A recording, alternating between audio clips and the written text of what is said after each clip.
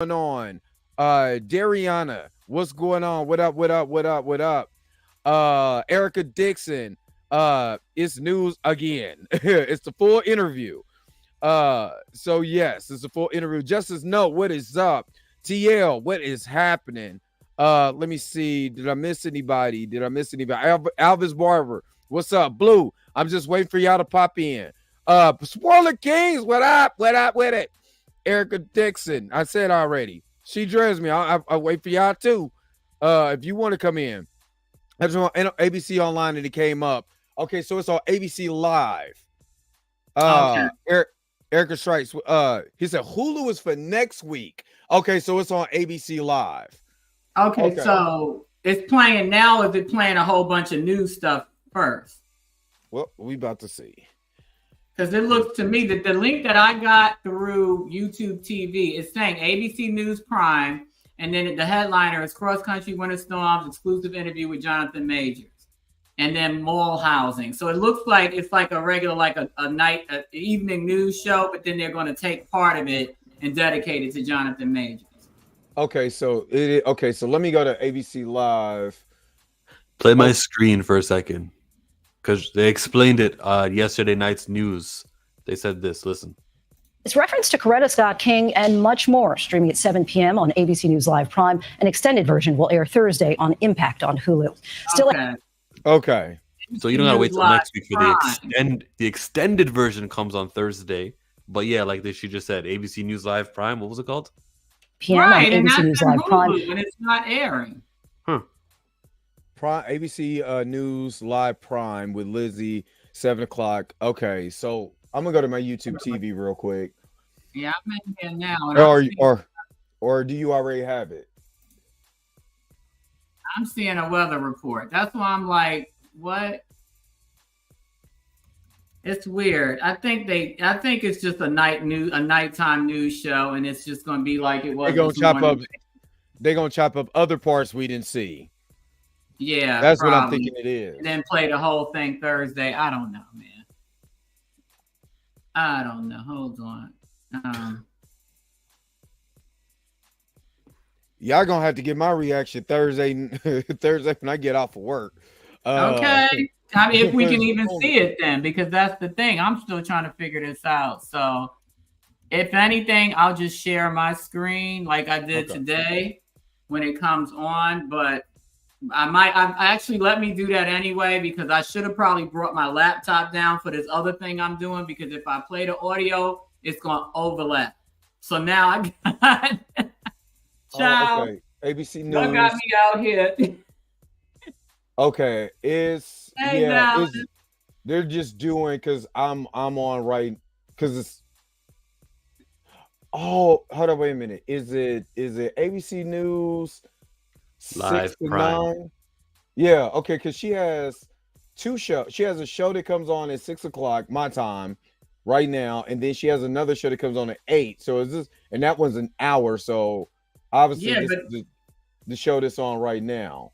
Yeah, it's the one that's on right now. But like I'm saying, it's just a bunch of world news, and then according to the headliner, it says that they're going to talk to him. So yeah, let me share my screen just so you can see it. Let me see. I got so many damn screens open.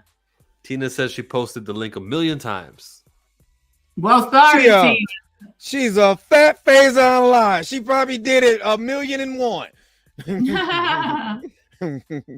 All right. So yeah, that's exactly what I'm on right now. Yeah, that's what I'm seeing. And I'm seeing it on Hulu, I'm seeing it on YouTube, I'm seeing it on ABC. So it's all the same stream.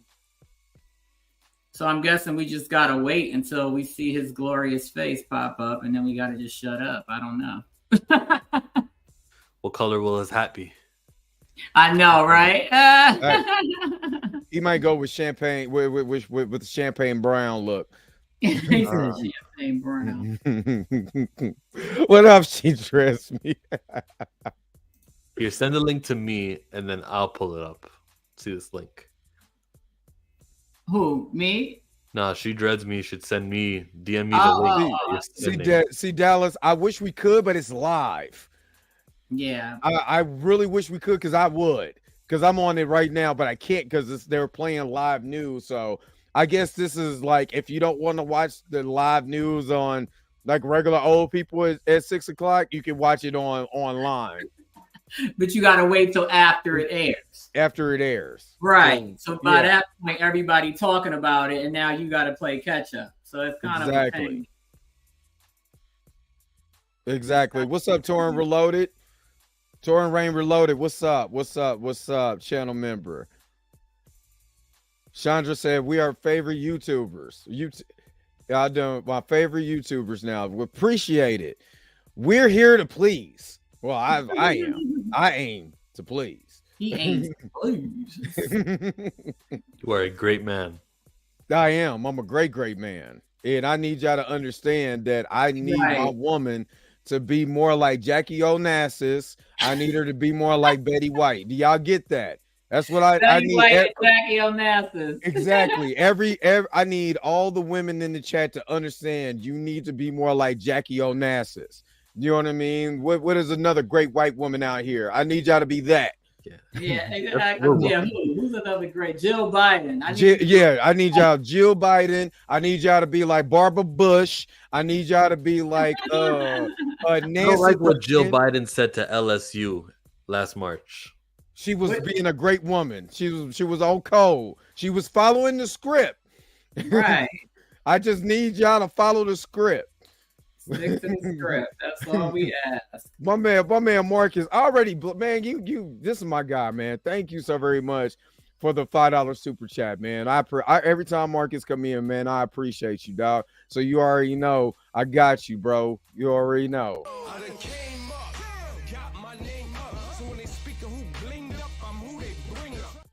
Appreciate it. Nah, we don't need no Hillary. She talk too much. She don't stay on code. We need Hillary, wow. I need great white women. Great white right. You know what I'm saying? Y'all tearing my guy up. You know what I'm saying? Because he made so I got an analogy for y'all. You know what I mean? Great. But you know you're winning when that's still all they're talking about. That's all. And you know, it's funny because it's black. What I posted, the picture of Coretta Scott looking at them like you know, and y'all still harping on that. Even after he made a joke about it, y'all still trying to clown on him. I'm like, y'all exactly.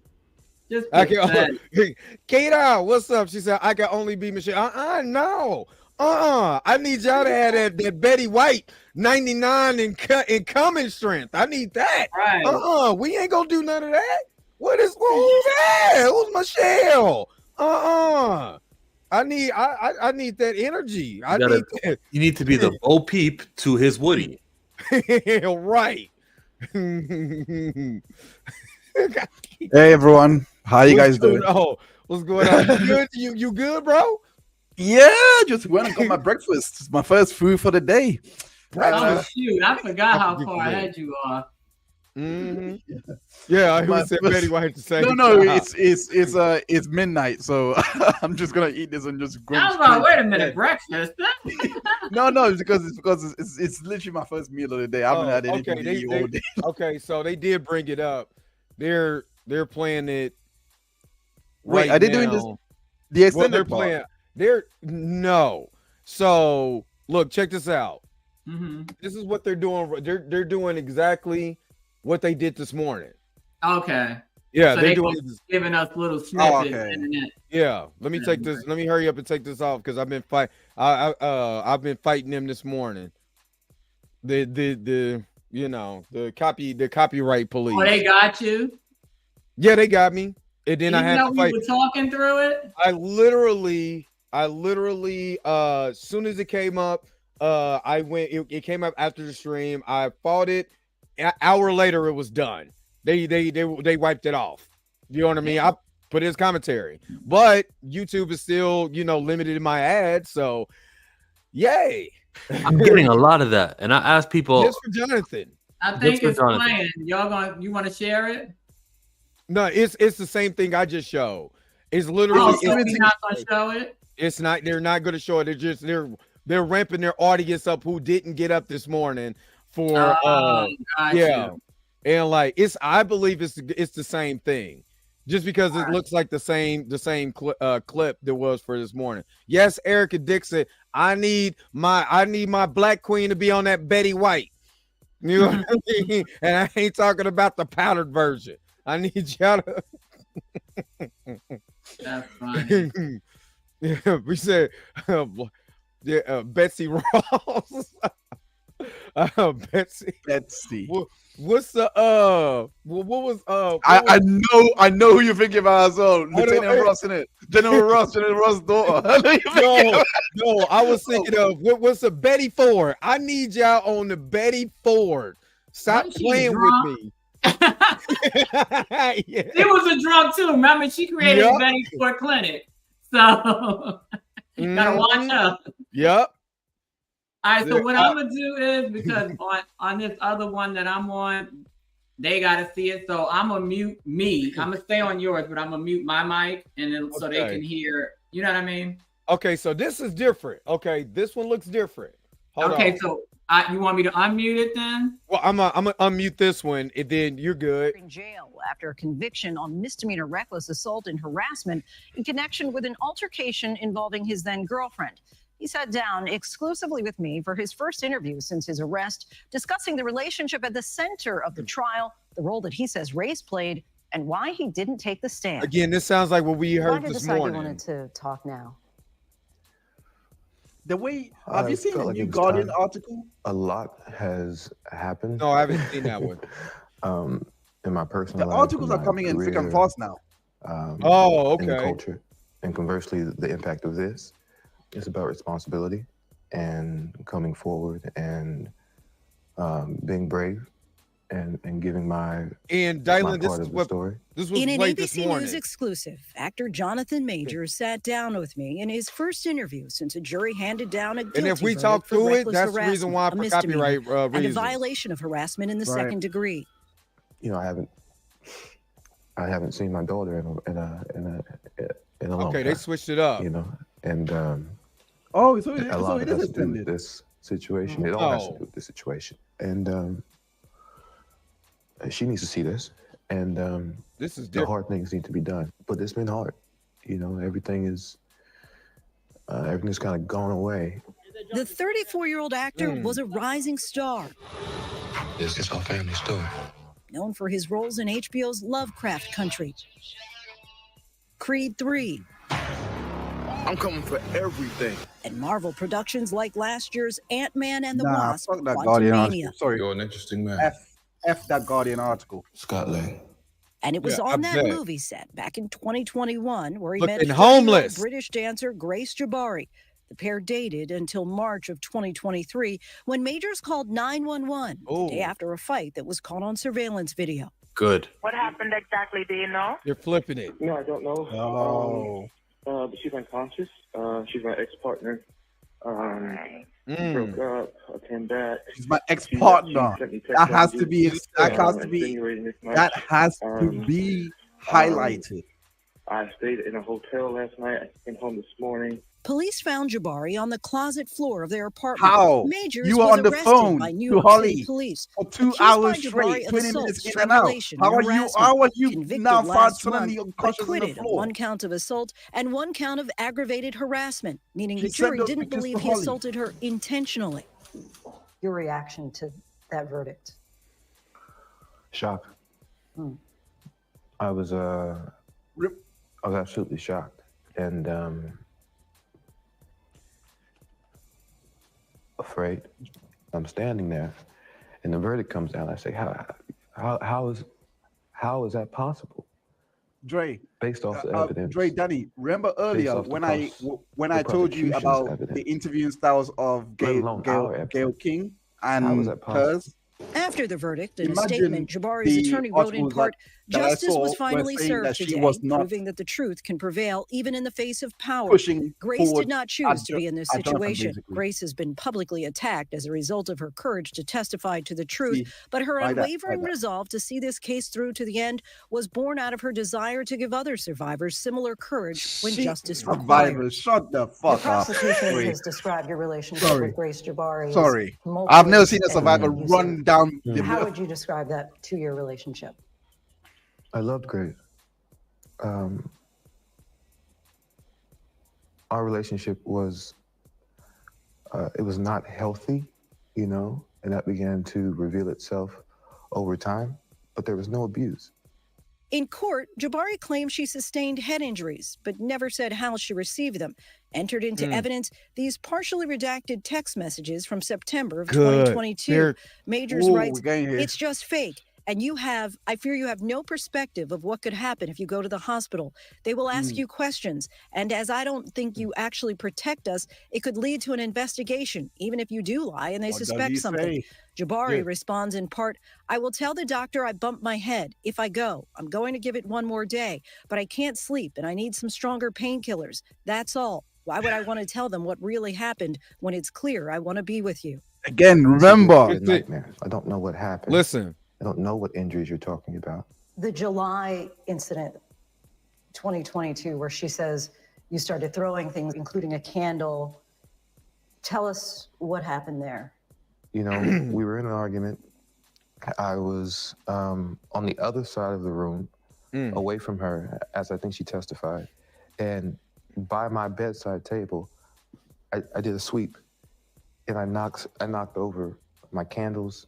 I completely lost my temper in that moment and threw it all on the ground. We saw this part. But she also said, is that afterwards I wept and cried in the corner and said I was sorry and this. And I was, and I am. The prosecution said you allegedly wrote, "I'm a monster, a horrible man, not capable of love. I'm glad they're covering killing this. myself soon. Right. I've already put things in motion." That's why the article was so mad. I've been diagnosed with she didn't push back. depression. I'm like, yes, she is. And I'm taking the steps needed to alleviate, you know, some of those symptoms, ideations of removing myself from situations permanently is a thought that I've had, since I was a kid. It all came to a head in March of last year when Jabari and Majors got into a fight, much of it captured on surveillance video and used as evidence in the trial. Jabari testified that it all began when Majors received a text from another woman. He says it read, "Oh, how I wish to be kissing you." So let's go back to March 25th for a moment. You and then girlfriend Grace Jabari are in the backseat of a chauffeured car. They're playing the whole sees timeline a now, text y'all. from another woman. Things seem to spiral from there. Yeah. What happened next? Yeah, the text from another woman. Again,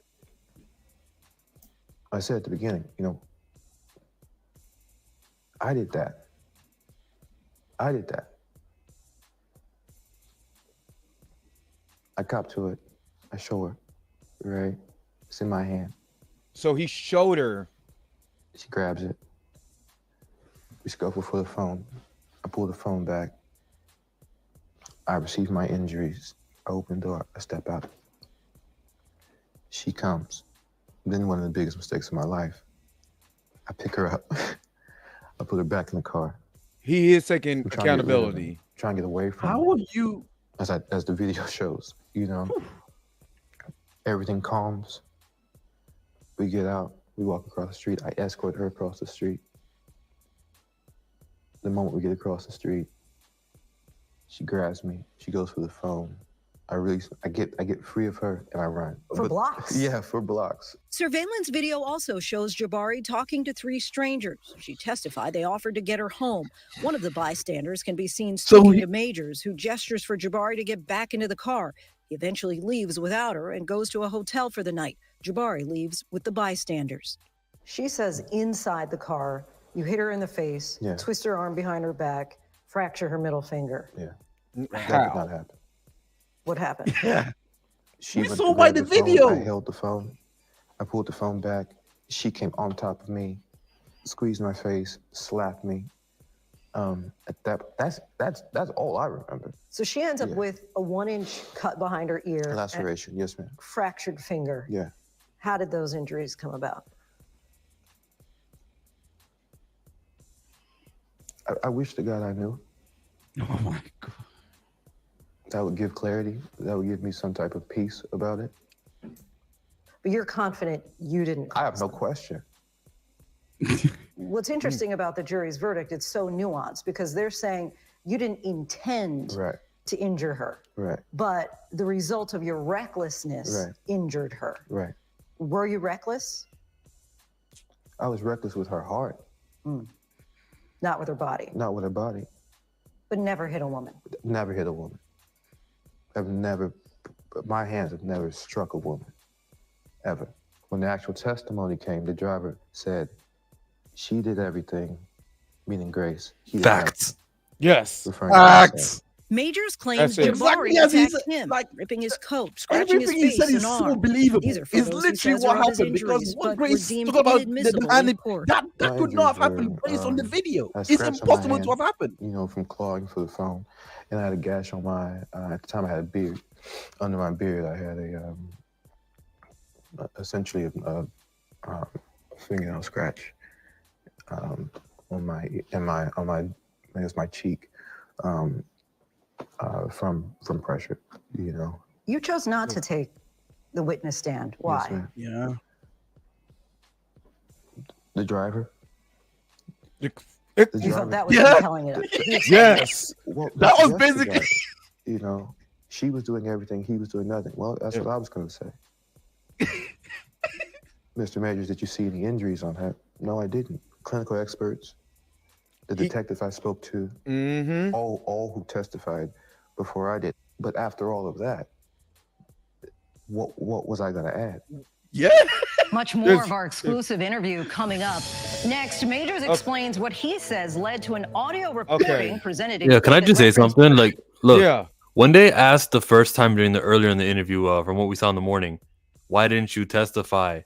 He didn't answer the way he just did right there, where he said, because the driver, she was doing everything, he was doing nothing. He said, leave me alone. When he was quoting the driver, that wasn't the answer that he gave in the morning to that question, which irks me of how you can edit things. How am I even supposed to be sure that that's his original answer to that question? I don't know now. Right. I believe this was his hold on, wait a minute. They're still. Hold on, I'm sorry. Oh, it's still going. Okay, cool. Yeah, it's still going. They did clip it a bit. The editing, but again, based on what we've seen from the video this morning, this is now a complete. They started from the start of their relationship to what happened in. They talked about what happened in September of 2022, going into the night that it happened. You know what I mean? So that was something that wasn't brought up in the original video or the Good Morning America video. So this one is a whole lot better to me, because we're starting to see now kind of how they're going to do it. The hour long of course, it's probably going to not be as chopped up as that, you know, the full interview, but they had to edit these certain parts. They could be able to feed you exactly what it is, and they're being fair. They're telling you, hey, you know, he got charged with this, but she also got charged with this, or you know, she also had this. You know, you say you hurt her. The jury said that you hurt her finger and punched her behind the head. No, that didn't happen. But, you know, I did get scratched in my face. I did get clawed up. You know what I mean? I never put my hands on her. And it's known now he never put his hands on her. It is now a fact. You know what I mean? Because all we have is the video evidence to prove that he never punched her or anything like that. And on top of everything, on top of what you just said, it's important. The video evidence, I can't believe it. Everything he said in his own right now. Okay, you didn't say under oath, but well, clearly, but everything he's saying right now lines up. Like she saw it, but she wanted to see it. But with her losing control, getting mad. We saw her get mad in the video after he's shown the text, because remember, she was able to see what was written and recite it. So of course, he has shown her. You know what I'm trying to say? Remember that testimony. She gave that testimony saying it was a D'Angelo song. So she even knew the reference. Because again, he must have explained this to her and say, no, with this and that. She loses it, starts wailing on him because she really believes that he's gone and he's trying to get away. He's trying to get the phone back because that's all she's cared about. Yep. But she said that in her testimony. All I cared about was the phone. That's why I chased him down like Jason Voorhees, Leatherhead, and Michael Myers for 5 blocks. I wasn't running. I was lightly jogging. How do you explain your jogging? Yeah, how do you explain your likely jogging? Well, have you seen Toy Story? Remember when they was chasing after the back of the van? I was running like that. I need you. Your assignment is to find that clip and play it so that they can see. Oh, you talking about Toy Story? The Toy Story, the one when he fakes dead. And when he's like, "Oh, what's his name's coming?" and then Andy's coming. Yeah. And then the chase one that you keep referencing, you gotta play those little clips like so they can actually see. Because I think a lot of your audience probably don't even know what Toy Story is. That's our generation. I knew exactly what you meant, but I was gonna say the fact that he actually said she reached for my phone again. I didn't notice that because I was wondering why would he just randomly start running again when he got out onto the pavement, and now it makes sense. Oh, they're back. They're back again. I actually saw that, like his arm reacted. He's like, "No, get off me! What the hell are you doing?" I'm running, and then legs it. During the trial, an audio recording was presented in court by the prosecution of Jonathan Majors and Grace Jabari during an argument. How dare you come home drunk and disturb the peace of our house? Coretta Scott King. You know who that is? That's Martin Luther King's wife. Michelle Obama. Well, you find his career now. My temper, my travel, blah, all that said, right? And I'm not saying I'm a great man. A great man. I am doing great things, not just for me, but for my culture and for the world. I'm glad they're covering all of this that they didn't cover this morning, y'all. Supports me, that I support, that needs to be a great woman. There are some who question, especially in the Black community, as you're probably well aware, that people were saying, well, why was he telling this woman to be like Coretta Scott King and Michelle Obama? Give us like the context of the conversation. It was me trying to give an analogy of what it is I'm aspiring to be. You know, these great men, Martin. In the Black community is killing them for that. And trying to give a reference point to that. Black women. I was attempting, and I did a terrible job at it, apparently. I was attempting to motivate, to enlighten, to give perspective as into what it is I was hoping to get out of the relationship. I think that's fair. In her closing argument, your attorney said that your greatest fear of being a Black man in America calling 911 came true. Suggesting that race was a part of this. Do you feel that race is a part of this? I mean,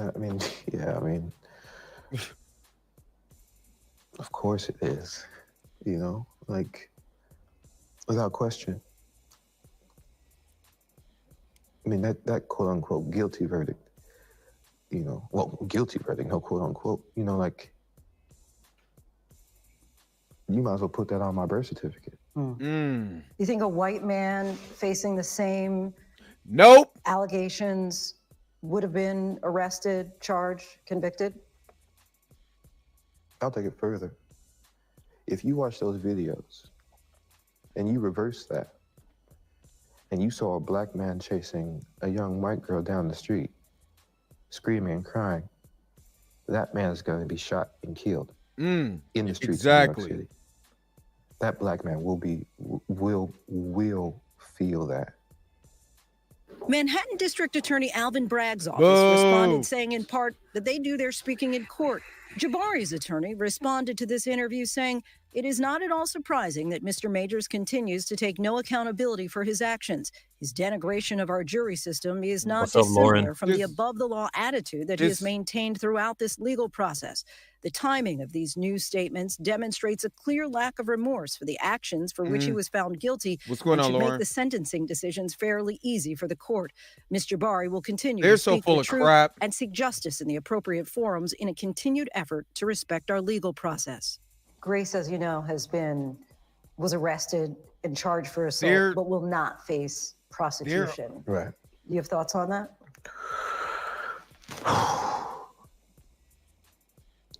That's hurtful. That's really hurtful. And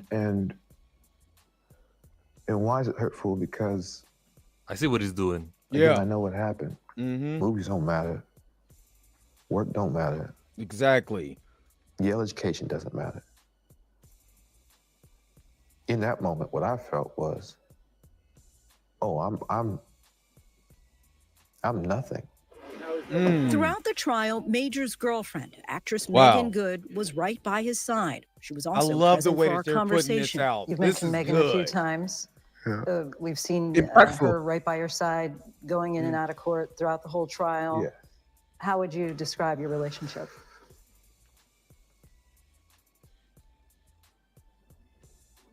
It's a miracle. She's an angel. Hold up. That's from this held me down interview. like- That's not from court. Oh my God. Yeah, I actually thought it was on court earlier as well. I actually thought it was a court so footage. blessed to have her. You know, the relationship is still fresh. She's actually right you there. know, She's right there. I think I found her. Yeah. The one. I hope she just stick with me.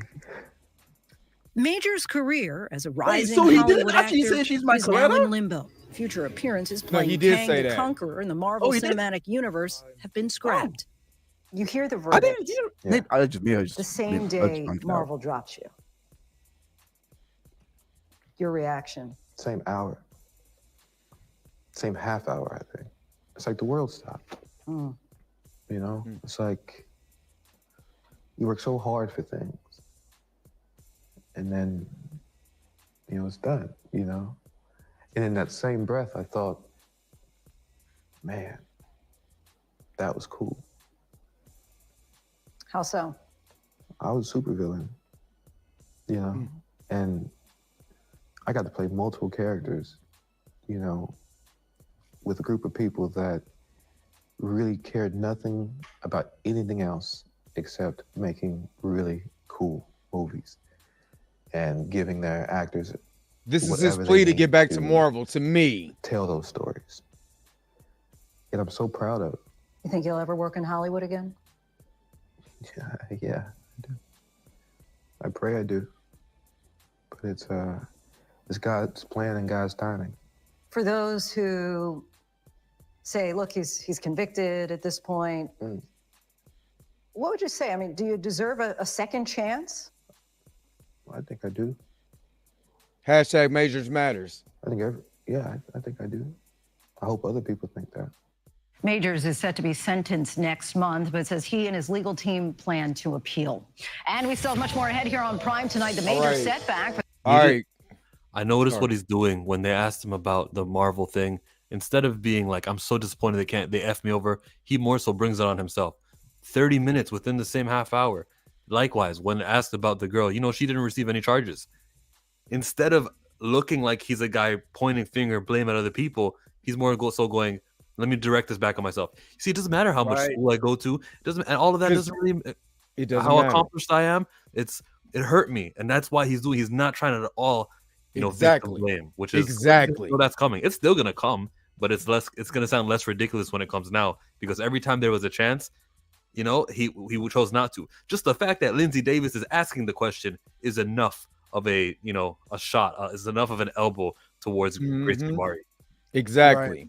Exactly. And then what he's also doing, he's making that plea to Marvel. Like, hey, look, I made a mistake. I love the moment that I have in time with y'all. I love that. And I would love to do that again. I played a super villain. You know what I mean? And they have enough time. Let's be real. They still have enough time because, like with anything, time heals all wounds. So they have enough time to be like, you know what, Jonathan? You did the interview, you did your appeal, whatever the case may be. You know what? Let's bring you back on. Because right now, Marvel is in so disarray, and I know we talked about it when she dressed me, that it's getting hard right now to hire folks. So bringing Jonathan Majors back on is going to be the best thing you can do, because it's going to be, you can tell the redemption arc. Again, I said this before, this is VOT level shit. What you do, you do the sympathy, that you get it on there, you get it on our network, and then once it's ready, once that oven is hot, bam, let's bring them back. We're buffering. People are saying that it's freezing. Now people are saying we're back. So disregard. Okay. And shout out to Michael Parker. Thank you again for another $20 super chat. Appreciate it. I've taken that car service before, and they're constantly observing you through their rearview mirror, especially something extra is taking place. The driver would definitely know what is taking in his vehicle. Exactly. And then when Danny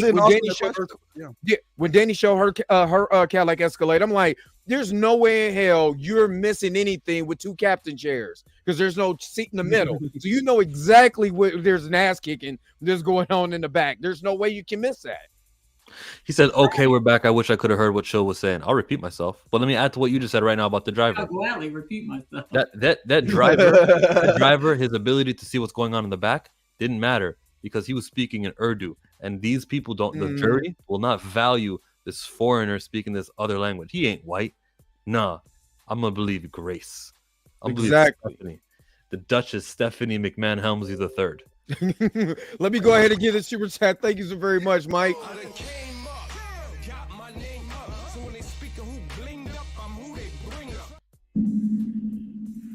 All right. And then also, I got this for you, because y'all trolls, y'all doing it again. So if you see a troll, point them out so we can go ahead and knock them out. Oh, man, I'm your punk ass. Is it back up? Is the interview still happening?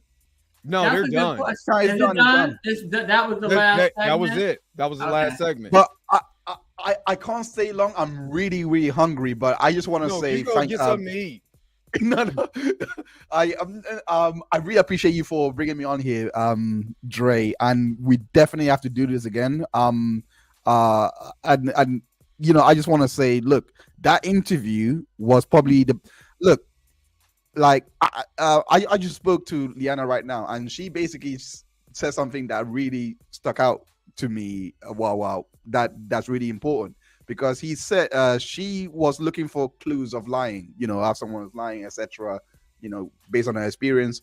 And she was like, this guy wouldn't be, well, he says he's not a good liar because he has a very expressive face. And I didn't think I noticed that until I didn't think I noticed that, because if you are lying, you can't control this. You know what I mean? Everything he said, I think, was very authentic. Like he did that interview well. And on top of that, what I noticed was the fact that he said, in terms of the suicidal thoughts and all that he's had that since he was a child, that he was diagnosed clinically depressed. Like, that's really, I mean, if you want to use the whole pattern of abuse, because I know Alvin Bragg likes to, you know, bring that up. I'm not saying it's a right thing to do. Like, you know, like if anything that those texts were indicating would show, but it speaks to what I was suspecting before. It sounds like this guy has serious unhealed stuff that he has to deal with. Like, I did not, depression, anxiety. It vindicates me beautifully, because I was like, no, it's not suicidal. I mean, not just me, but a lot of you guys share this same opinion. Like, he's not like that. Like he's not threatening suicide if you leave me. He's actually trying to express, I don't feel this is constricting, or, you know, like, he's trying to express the way he could. And the fact that he said he was clinically diagnosed with depression, yo, lay off him. You know, that's the best thing I can like he doesn't like, to be honest, I'm surprised he's still walking because like he's been through something that I don't think many of us would survive. Fun fact, and as a former, I say former because I literally just quit in May. As a former K-12 educator, having dealt with kids that I worked in 99.9% free and reduced lunch school districts. So for Americans, that means they are poor, like poor. We're talking below poverty level. Most of the parents are close to illiterate, and that's not even stereotypically, it's true, because the average parent is about 12 to 15 years older than their child.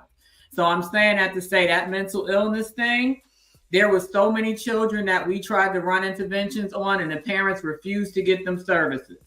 And that's big in the Black community. And that's big in the Black community. We had a student that we thought had a hearing problem, and the mother refused to get her help. I've had students that couldn't see. We gave out free vision vouchers, and the teachers, the parents would not take them even with the vouchers. And I'm saying that to say kudos to his mom. I don't know if you know, but his mom is a mental health professional.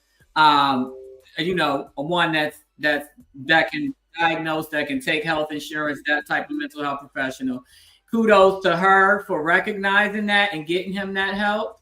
And destigmatizing mental illness of any type, because even ADD, anxiety, people think mental illness is schizophrenia, bipolar, borderline personality. Something as simple as anxiety is considered a mental illness. A lot of people have anxiety. Yeah, I have it. And it's nothing to be ashamed of. Exactly. It's nothing to be ashamed of. And I'm hoping that he can align himself with some type of Black men's mental health initiative, so that he can push that more and help, Black men understand that it's okay to not be okay. And I said that before. I said that for the one thing that he needs to do is go out once this is over with, for rehabilitation. Just go out, be the champion for men's mental health, Black men's mental health, and that it's okay for you to see a therapist. And shout out to Bougie on a Budget, Figure Rated. Let me just say that I love the interview. My fear is the Black blogs are going with the narrative of him calling Megan his Coretta. It's upsetting, and you're absolutely correct. I've seen the Shade Room. I talked about that this morning. It's heartbreaking. I'm not gonna lie, but it's nothing that I haven't seen before. But I appreciate your super chat. Let me go ahead. Let me. I'm gonna just keep it simple right now.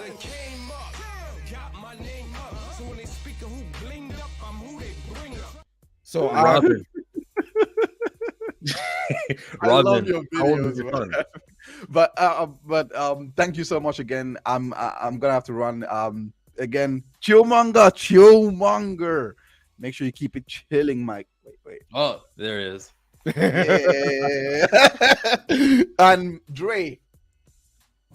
I don't know. I feel like get worse try. Like, I'm like a little kid doing the dance and can't do it right. And Danny. She muted. Oh, she's muted. But she can see me. She can see me. Wait, wrong way. I'm going this way. Right. So let me say the part. Yeah, she's muted still. When things were buffering, what I was saying was I see what Jonathan's doing. He's looking at her. Instead of blaming her for anything, all the questions are enough. So, hey, when she wasn't even charged, and after her charges, she wasn't even prosecuted, how did you feel? Anyone who wants to get Jonathan Majors on victim blaming would use that moment. He knows not to. Instead, he just said, yeah, it made me... It was like, I could go to Yale University, no matter how high, none of it mattered. Because he brought it back to himself, instead of saying how Stephanie is nothing but a liar and she's definitely got a phone call deal to come over from England to testify. That's why, instead of saying all that stuff, because we know it, it was enough for Lindsay Davis to ask the question and we leave it there. Likewise, she did it again with the Marvel situation where she said Marvel fired you, and instead of being like F Marvel, that was unfair, look about Jeremy Renner, instead he was like, you know what, it was in the same half hour. So when he does that, he's like talking about something else instead of talking about how bad Marvel is. He's not trying to throw shots. This isn't that interview. Exactly. while it was playing, I didn't want to talk over anyone, so I just said I know what he's doing, and yeah, that's what he's doing is not becoming Cat Williams on Shannon Sharp. He wasn't doing that. Exactly. Just throwing, and because again, he's being set up. Honestly, this interview looks like you're absolutely being set up to get back into Marvel in Disney's good grace. So how can I approach it? What is the best way for me to approach it? And plus, your lawyer, your manager, your PR, your new PR team that you haven't told anybody about is right there telling you, okay, this is what you need to say. This is what you don't say. This is how I want you to approach it here. Because if we do, be able to get a little leverage of getting you back into Marvel, getting Magazine Dreams dropped, through Hulu. I mean, right. Instead of people like wanting it to go to Netflix. Hey, we got a platform right now that could be able to play that movie on Hulu. How about we play that movie after this? I see the setup. I see exactly what Disney is trying to do, and I'm not mad at them. I loved this interview more than I did the morning one because it gives a lot more context of the timeline. So I like that. Danny, you're still on mute. Hold on, I think I'm gonna clip the part where he goes, "Why didn't you take the stand?" Well, the driver said everything. I didn't think I needed. What was I gonna add? I think that would be a great part. That could get viral. Yes. So again, to everyone, when you see that on my Twitter account, please retweet it and make sure that more people get to see that stuff. What's going on, Sissy? Did y'all ask me a question? I'm sorry, because I didn't know you had to. People was like, "Well, I can't hear Danny." Oh no, I'm sorry. I started talking to somebody. That's why I muted myself, but I'm back. Oh, okay. Mm-hmm. I'm sorry. Well, I'm gonna answer this question. They did the same thing with James Gunn. James Gunn got fired because a lot of, let's say, leftists did not like his old tweets from like 10 years prior. They subsequently fired him. But what happened in this stance was the whole crew of Guardians of the Galaxy was like, nope, we want him back or I'm not doing this movie. Dave Bautista was very vocal about that, and they eventually hired him back. So there you go. That's funny. So yeah. So what did you think, Danielle, about this version of the interview? I think this was a lot more detailed. And it pieced, because they showed us chopped up pieces of it, and I'm like, well, why is she asking him that? But now it's in context because it makes sense why she asked him about. They put the pieces together. They were just showing sound bites this morning. Like I said, I have no complaints. The only thing that initially rubbed me weird, but then Dr. Hines kind of reeled me back in and it made more sense, was when he paused before answering if he knew how she got hurt. But then Dr. Hines, it made sense because it's like, if you answer too quickly, you're going to sound like, so pause, think about it, envision, okay, what went down that maybe, okay, yeah, I can't figure it out. I'm thinking in my head and I can't figure it out. So other than that, I think it was flawless. He was not groveling. He's not pandering to the Me Too maniacs. And I love that. I was definitely afraid that they were going to have him basically like with a hand up his ass like a puppet, just saying what he thinks they want to hear. And you think there was two versions of this interview? They looked at how well the Monday version went, the morning version went, and then they're like, okay, in the second half, we will show clips of him running out. He'll narrate how he walked out to the sidewalk. He'll narrate how she was still coming after him. We'll show more clips of running. I think there really was like, oh, if they read it the wrong way in the morning, because that was very objective. And then this one was more so like, let's rehabilitate Jonathan. Let's show him talking nicely. Maybe not two versions. I think that they soundbited the first one just to check the temperature of the room. So let's throw out some sound bites on stuff that everybody's been talking about, see how they respond to it. And then based on the response, we'll do the extended version with context. You know what I mean? And if you look at the YouTube comments of the video from the morning, it's quite positive. I was going to do a YouTube video about that, but I won't because I'm here. But I was gonna. Hey, The monetization on my video I just posted earlier today it's not there. No one's seeing ads, and it's crazy. You got the yellow. Yeah, but sometimes the yellow didn't matter. Now it matters. Like I don't get anything. Everything that we put out, I've noticed is anything I've been putting out for Jonathan Majors, I got to fight for now. You know what I mean? And I'm starting to think there's some powers that be that don't like that. You know what I mean? Mm-hmm. So, for me, this particular interview, I'm gonna tell you what I really liked. I liked the fact that they went through a whole entire timeline from the beginning of how you met her to how did we get here. Mm-hmm. You took responsibility. When I was on TMZ today, they were saying, why would his lawyer, you know, Harvey's a lawyer. So he was like, there's no way in hell that I would have had him, come up, say anything until after sentencing. You know what I'm saying? Even though, you know, we know he's going through an appeal now. He said, I wouldn't have had anything. So my counter when I said that was like, well, we need to hear something. He did not take the stand. Mainstream media has ran with their own entire narrative.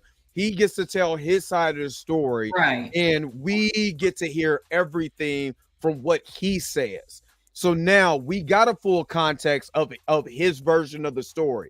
So we can now say, well, I heard what Grace said on the stand. I hear what Jonathan said, you know, and this is exactly what the timeline that we have. Who sounds more plausible in this? And they didn't even get to the point where, you know, he went to the hotel. They didn't get to the point where she went drinking with the three friends. They just said about the three friends, but they never got into the point where she went kicking it. You know what I'm saying? She danced all night, didn't show signs of her injury, like what the Business Insider put out. You know, they didn't put any of that. So I believe that's coming in the bigger interview. I believe that that's coming later on when we see it next week. That full entire context is going to be there. So that's what I like. I would say the only thing that I'm not liking, and it has nothing to do with this interview, was that our black publications, and I fight hard for black people. Trust and believe, I really, really do. But our black publications are letting us down. This is the same black publication that had no problem with Martin Luther King on a poster with diamonds in his mouth. Right, in a fade. In a fade, you know, or Coretta Scott King.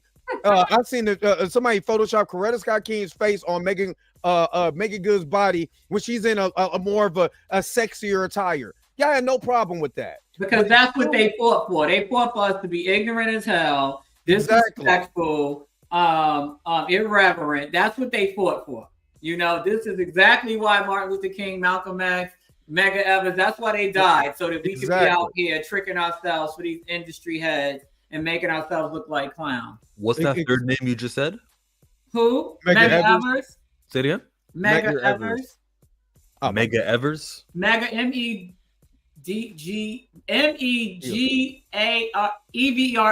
He was in the 1950s. This was in Mississippi. He was a civil rights leader. Actually, his house is a museum now. They shot him in the driveway in front of his bed. You know, I already knew they shot him, but when you began the story, Yeah, he was a civil rights, Medgar, if I'm not mistaken, Evers, Evers. His wife is still alive. His kids obviously are still alive, but they shot him. He was coming home from wherever, and they shot him right in front of his kids in the driveway. Wow. Yeah, I saw Fred Hampton Jr. is still alive because he was just a baby, pregnant. Actually, he's still alive now. Mm-hmm. Yes. Michael Parker again. Thank you again. Are we gonna call this man Michael Parker and pretend like Michael isn't the middle name of Jonathan Majors and Parker isn't Nate Parker? Come on now, we figured you out, fam. Well, Michael be dropping bags, so I can't wait till I get monetized. Michael, save up them little coins for me, okay? I appreciate you, Michael. I take makeup payments. Can we all guess which questions GJ PR team will we already know the Jabari tribe PR team would demand not to be asked of her if she does an interview. I think we all know at the very least they'll allow her to shrug them off. Exactly. I mean, I said a lot this morning because I was sleepy. But I appreciate you. Thank you so very much. This is for you. Now you're looking at the world's richest man, and I'm black. So I appreciate the super chat. I don't. Oh, thank you, B. Y'all be saying such nice things in the comments. Yeah, they do. They tell me I'm funny looking, but and I like I said in one of my most recent lives, I'm not that person. I don't need people constantly telling me stuff and gassing me up because that ain't my thing. But I appreciate it. I try hard to stay well preserved. So I'm glad that it's noticed. So I'm gonna give you an exclusive reenactment of Jonathan Majors being chased. It's just a reenactment of Jonathan Majors being chased by Grace Jabbery. Let me show y'all real quick, and you'll understand. Look at you got it. Look at you got a friend in me. When the road looks rough ahead. Hold on, wait a minute. Check out my man's arms, though. Look at my. Tell me that don't look exactly like. Let me stop. All right, I'm gonna stop being. Oh, you about to find the one when he plays dead though. You know that was a whole movement, the Andy's coming movement. Yeah. Oh my goodness, that is wild. That is wild business. That was funny. Yeah, so you got to save that in your archive. So whenever we bring it up, you could just. Somebody said do a side by side. So I don't know how good your editing skills are, but I'll ask my daughter to do it because she's really good with video editing and stuff. Dr. Carpy, I know you trying to get me to tell my age. Chillmonger and Dre Mack know. I don't think Chillmonger knows, but Dre Mack knows. And I don't mind telling my age, but I'm good right now because now that I'm feeling cute, I don't need y'all to know because then y'all gonna start finding stuff. They're like, now that I think about it, she does look. When would a Central Park 5 in school? Oh, right. No, so you actually did the math. You did the math on it. Wow. First of all, I said I'm younger than them. You did say that. And in the late 80s, everybody played with everybody. It wasn't a thing like, oh, I'm 14 and you're 10. I can't play with you or whatever. We all played together because we were innocent. Huh? It's like that now. I don't know. Well, if you do that now, you're liable to end up on an R. Kelly case. But exactly. When I was a kid, it was all innocent. We didn't have internet and cell phones and everybody played with everybody. It wasn't oh, why are you playing with that 10-year-old? You a pervert? So. And I'm to a basketball court and you're playing basketball at a hoop. You need to make it 3-on-3. You're gonna pick the 10-year-old if you're right. Same sex, definitely. But like I said, when I was a kid, we didn't have none of that. So it wasn't, nobody thought like this. Now if I saw a 14-year-old playing with my 10-year-old, I'd be like, what you doing? What are you doing? Yo, what is they going know on too around much. here? They see too much and they know too much. And like I said, I taught in those schools and I've had a couple of 12-year-old mamas. So I'm like, they know too much. I'm good. All right, so I got to show you exclusive. This is just a reenactment. Yeah. Let me do some things because y'all gonna get mad at me when I do this. Right. So this is a reenactment of the Grace Jabbery when Jonathan Majors came home. So this is just a reenactment, y'all. None of the actors in here are paid.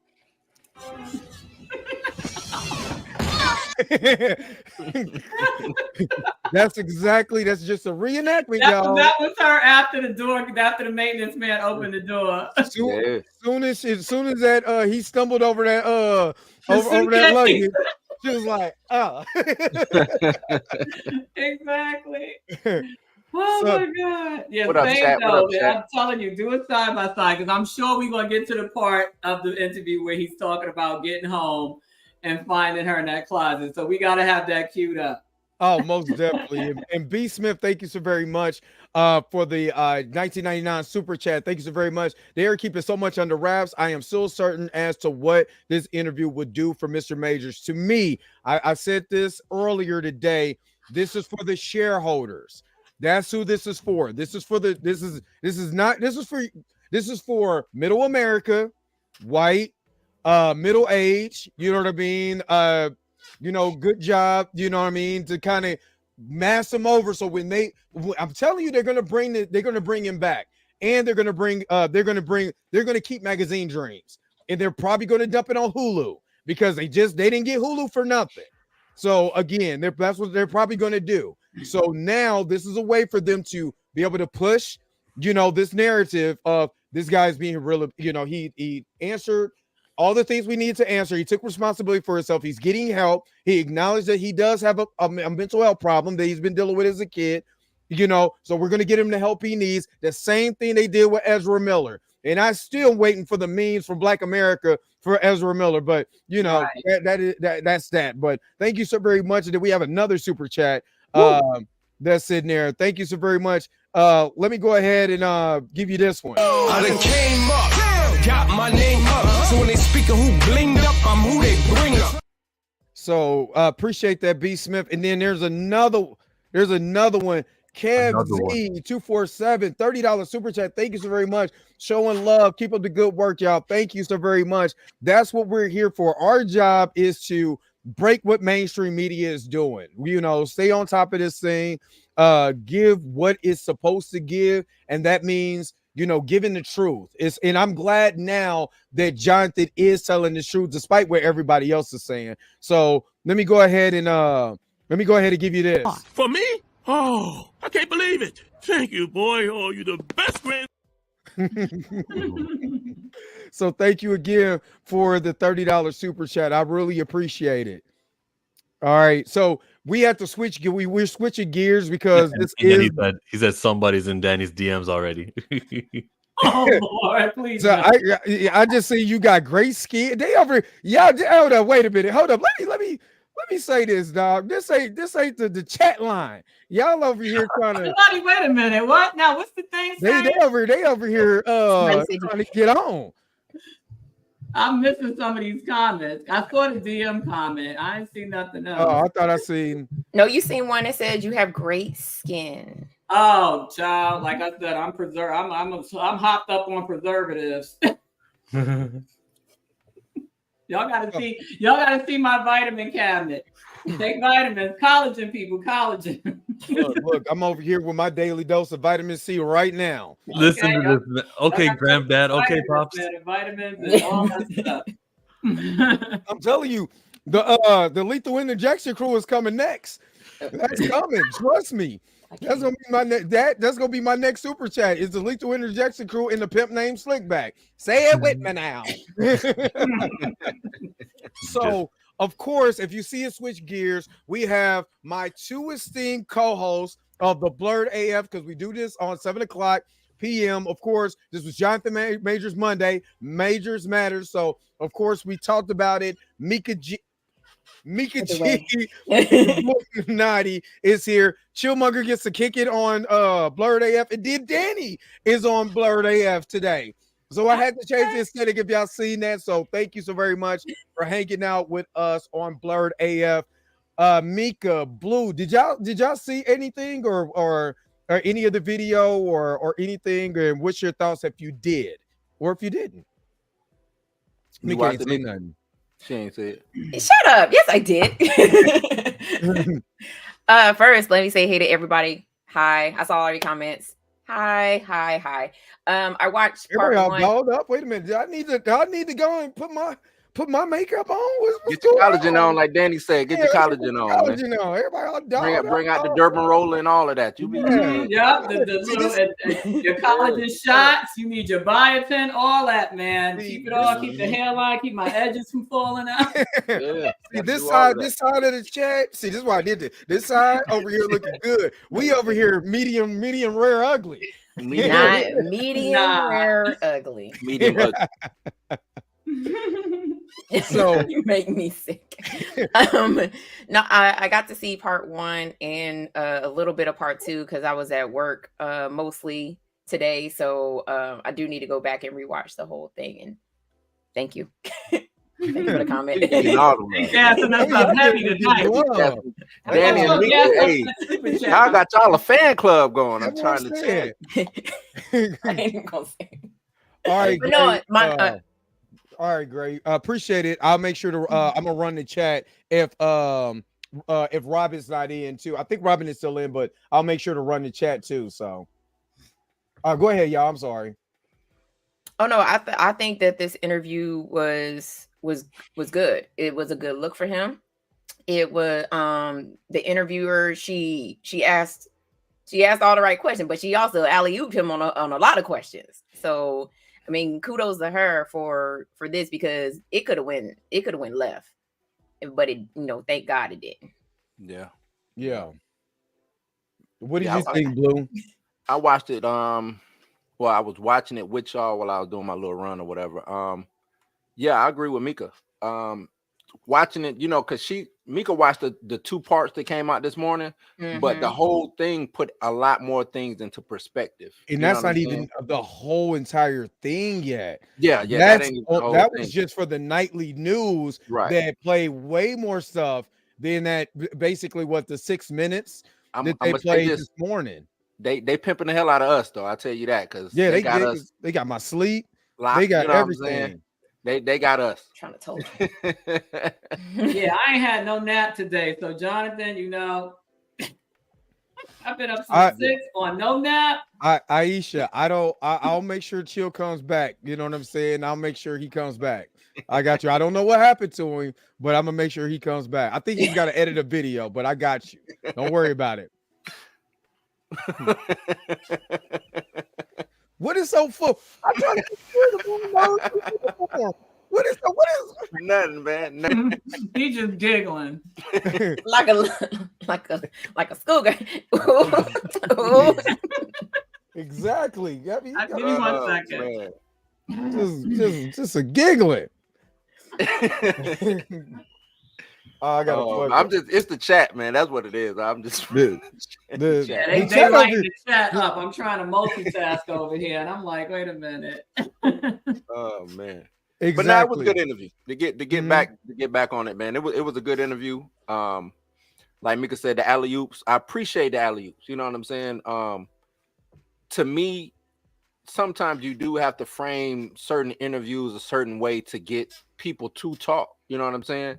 And I think that's what her whole situation was. Her whole thing was we did just fire this guy. I don't know who reached out to who, but I need to get this guy to talk. And I think she believes him more than not. You see what I'm saying? I'm listening to you, Blue. I believe that she believes him more than not. Lindsay believes Jonathan Majors more than not. So I think that's why she gave him the opportunity to speak and to be free like that in a safe space. What's up, Aisha? Salute to you. Salute. Hey, KZ said my pops was like Kiki hell. All right, Kiki my ass. What y'all got going on over there? Oh Lord. But yeah, I like the way, like I said, I like that this was exactly Woo Chow. I ain't did nothing. I didn't do the first of all, my lips ain't dry. No, I'm good.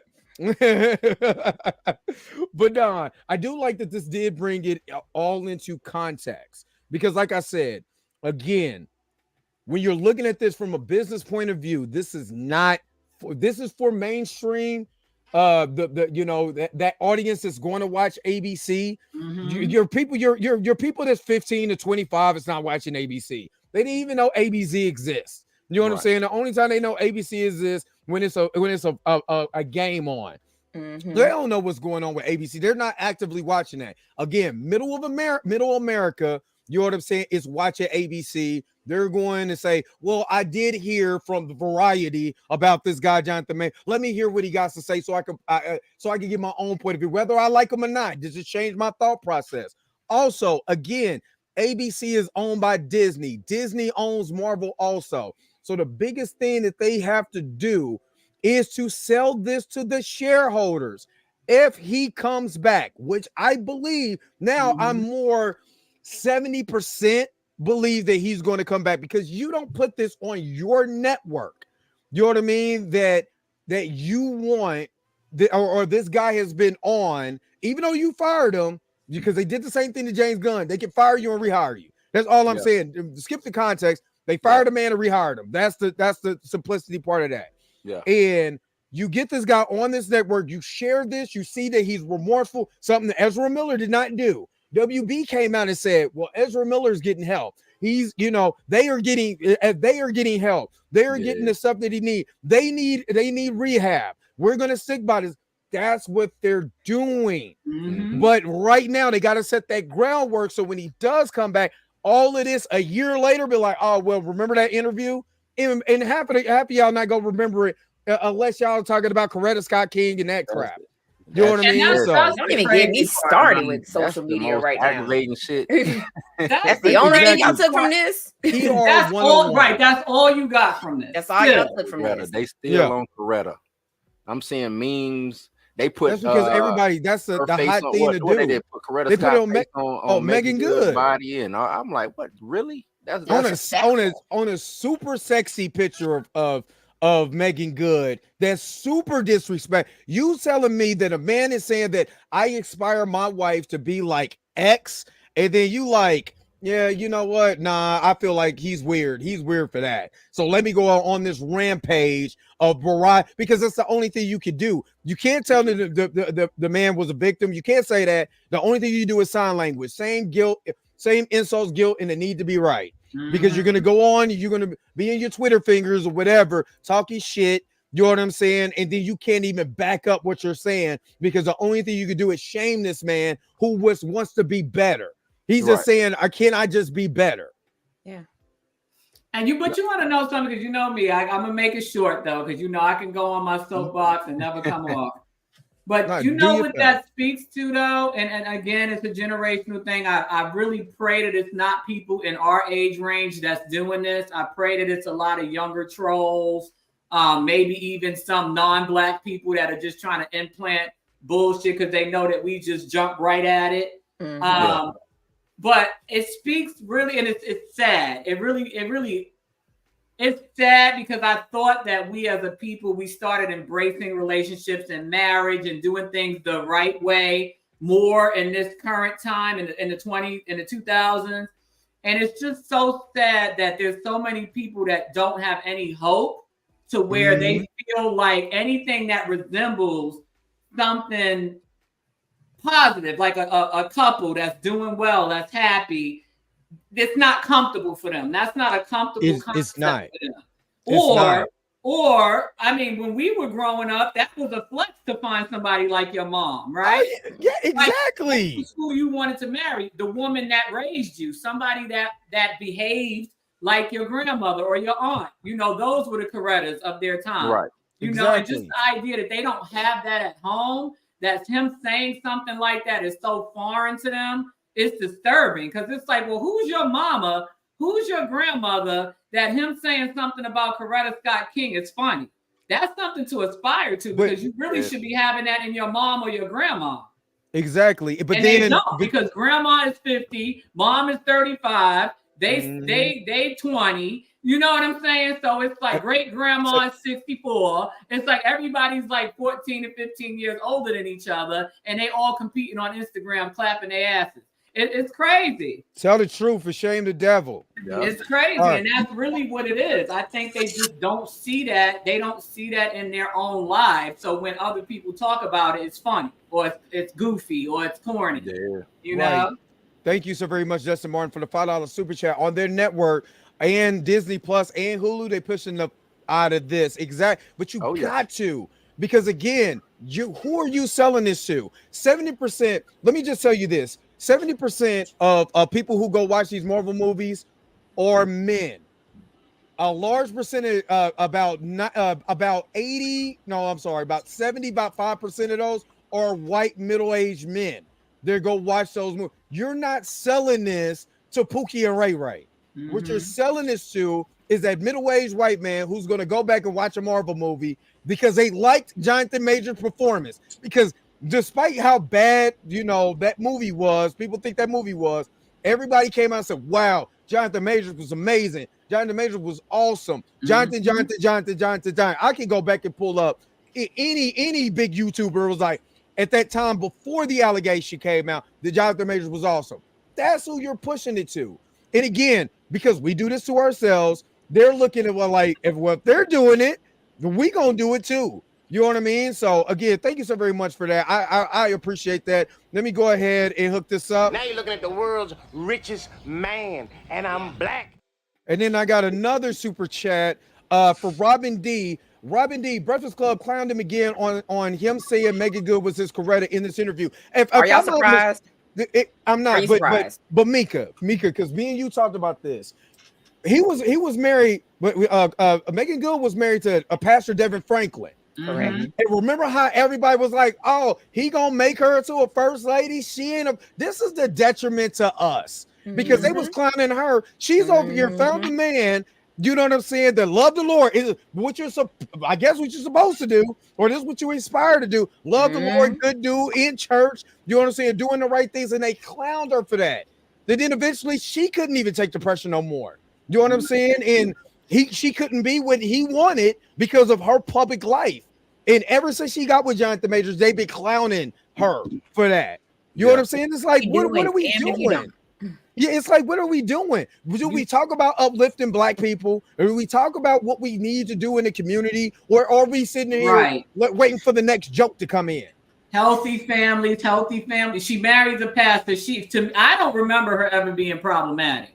I don't remember. I don't remember. So when I heard she married the pastor, I was like, oh, okay, cool. Because I don't remember her being a video vixen or acting skanky. So I'm like, okay, this makes sense. Good luck, And he's a 7-day Adventist, so they extra strict.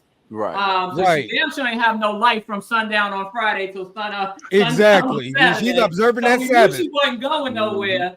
So I'm like, it's not that, I didn't say nothing of it. So I'm like, why are they bothering her? And I remember her going on Wendy Williams having to qualify that, having to tell people she's been saved since she was 12. Yeah. Like, that's nobody's business. Like, worry about your own situation. You know what it is, though, Danny? Dysfunction being so normalized that we can't deal with anything that's normal. Right. And that's what I was going to say. It's the crazy thing is, I think those people, the trolls, whatever we want to call them, they can't see themselves in a position like that. And that's what they say that in the girl, couldn't have been me. Yeah, couldn't have been me. Exactly.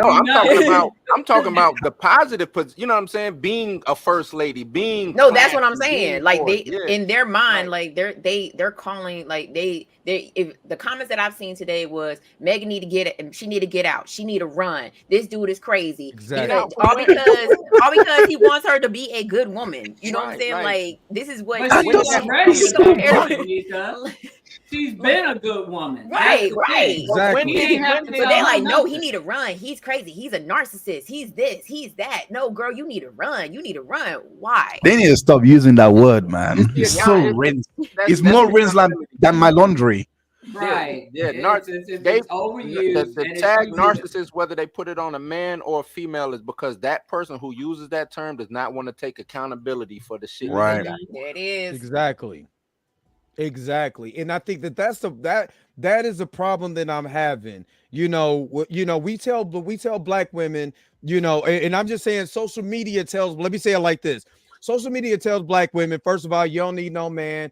Niggas ain't shit. I'm just keep it real. That's what we tell them. And then you get with a good man, be like, it couldn't be me because you can't go out there and do what you want to do. He got you in the church. He got you this. He got you changing your life. Nah, girl, you need to be independent. And then when said man leaves her, I told you the cycle continues. He was a narcissist, girl. Right. Like, what do we really? It's like you got to ask yourself, what do we really want? If Jonathan, this is what pisses me off, man. Jonathan Majors was unproblematic before this. It still is problematic. It still is. It still is. The man say to himself, "What do you want the man to?" I mean, y'all when Tyrese came out, it was like, look what my wife was doing to me. Y'all was clowning and was like, what do y'all want? What more do y'all want from me? But then he comes out and says, look what my wife did. Now y'all got sympathy, which I didn't have no sympathy when I was going through my depressionary state. This is what Jonathan Majors was going through. I'm going through depression. I'm going through anxiety. All this weight is on my shoulders. And damn it, sometimes it's hard for me to hold it. So sometimes I feel like I maybe want to take myself out because exactly what I'm going through, I'm tired sometimes to try to live up to what, even my own expectations. So I need somebody who's going to reinsure me. He went and found somebody to reinsure him. And y'all clowning him for that? Man, get the fuck out of here with that. Then you got the Hollywood, you got to live up to the standards of Hollywood, you know what I'm saying? Let alone trying to do right by the black community or do right, but you know what I'm saying? Like that's a lot of pressure, man. Exactly. If Robin Williams does come to mind, you know what I mean? Yeah. Robin Williams does come to mind because you see this guy who was very happy and all of that, don't know what is going on in his private life. What if let's say for instance they would have threw the book at this guy? I mean, it's Mr. Beaner, but they would have threw the book at this guy. And then you get the next report that he done deleted himself. You know what I'm saying? The very next day afterwards. You know what I'm saying? Or he goes crazy and really harms somebody. You know what I'm saying? We have to get the fact that mental health is real. And especially that's why with great power comes great responsibility, because you have to keep your mind as fresh as your body and your heart. But y'all don't want to hear that. Y'all just seeing these celebrities and they go on trips and everything is all good. The guy that was when he was dancing on Ellen, what happened to him? Yeah, sure did. Come on now, put it in perspective, y'all. Yeah. I'm sorry, I get on my horse. But no, I mean, but this discussion needs to be had, because I mean, okay, yeah, we're here for Jonathan Majors, but again, we all agree that it's about the big picture. His convictions were about the big picture and the common man. Now that now that he's confirmed that yes, I do suffer from some degree of mental illness.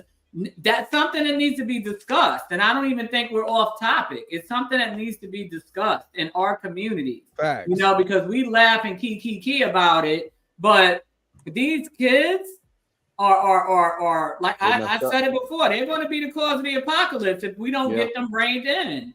Because their minds are, and you see it in the comments, and assuming that a lot of these people are adults that are in these comments. It's the adults, and it's trickling down to the kids. The lack of empathy, the lack of ability to critically think about situations, or maybe this is just escapism for them. Because I'm promising you that all the stuff that they're saying on social media, they're looking in the mirror hating themselves more than they hate Jonathan. This is all projection. Exactly. And it's like, instead of using the internet as a tool to basically make yourself feel better about being worse off, why don't you use it as something to inspire you to say, you know what, that was real what he said. Let me go call BetterHelp or whoever. Because not for nothing, a lot of people say, oh, it costs money for mental health. If any insurance plan you have, mental health services are free. Exactly. You don't pay co-payments. You don't pay specialist charges. You can go for free for behavioral health services. Whether it's Medicaid or Blue Cross Blue Shield, it's covered. If you don't have either, you can go to your community health center. The same way you go get condoms, vasectomies, birth control, emergency dental, you can get mental health services. So I don't want to hear none of that about, oh, it costs money to get mental. No, it does not.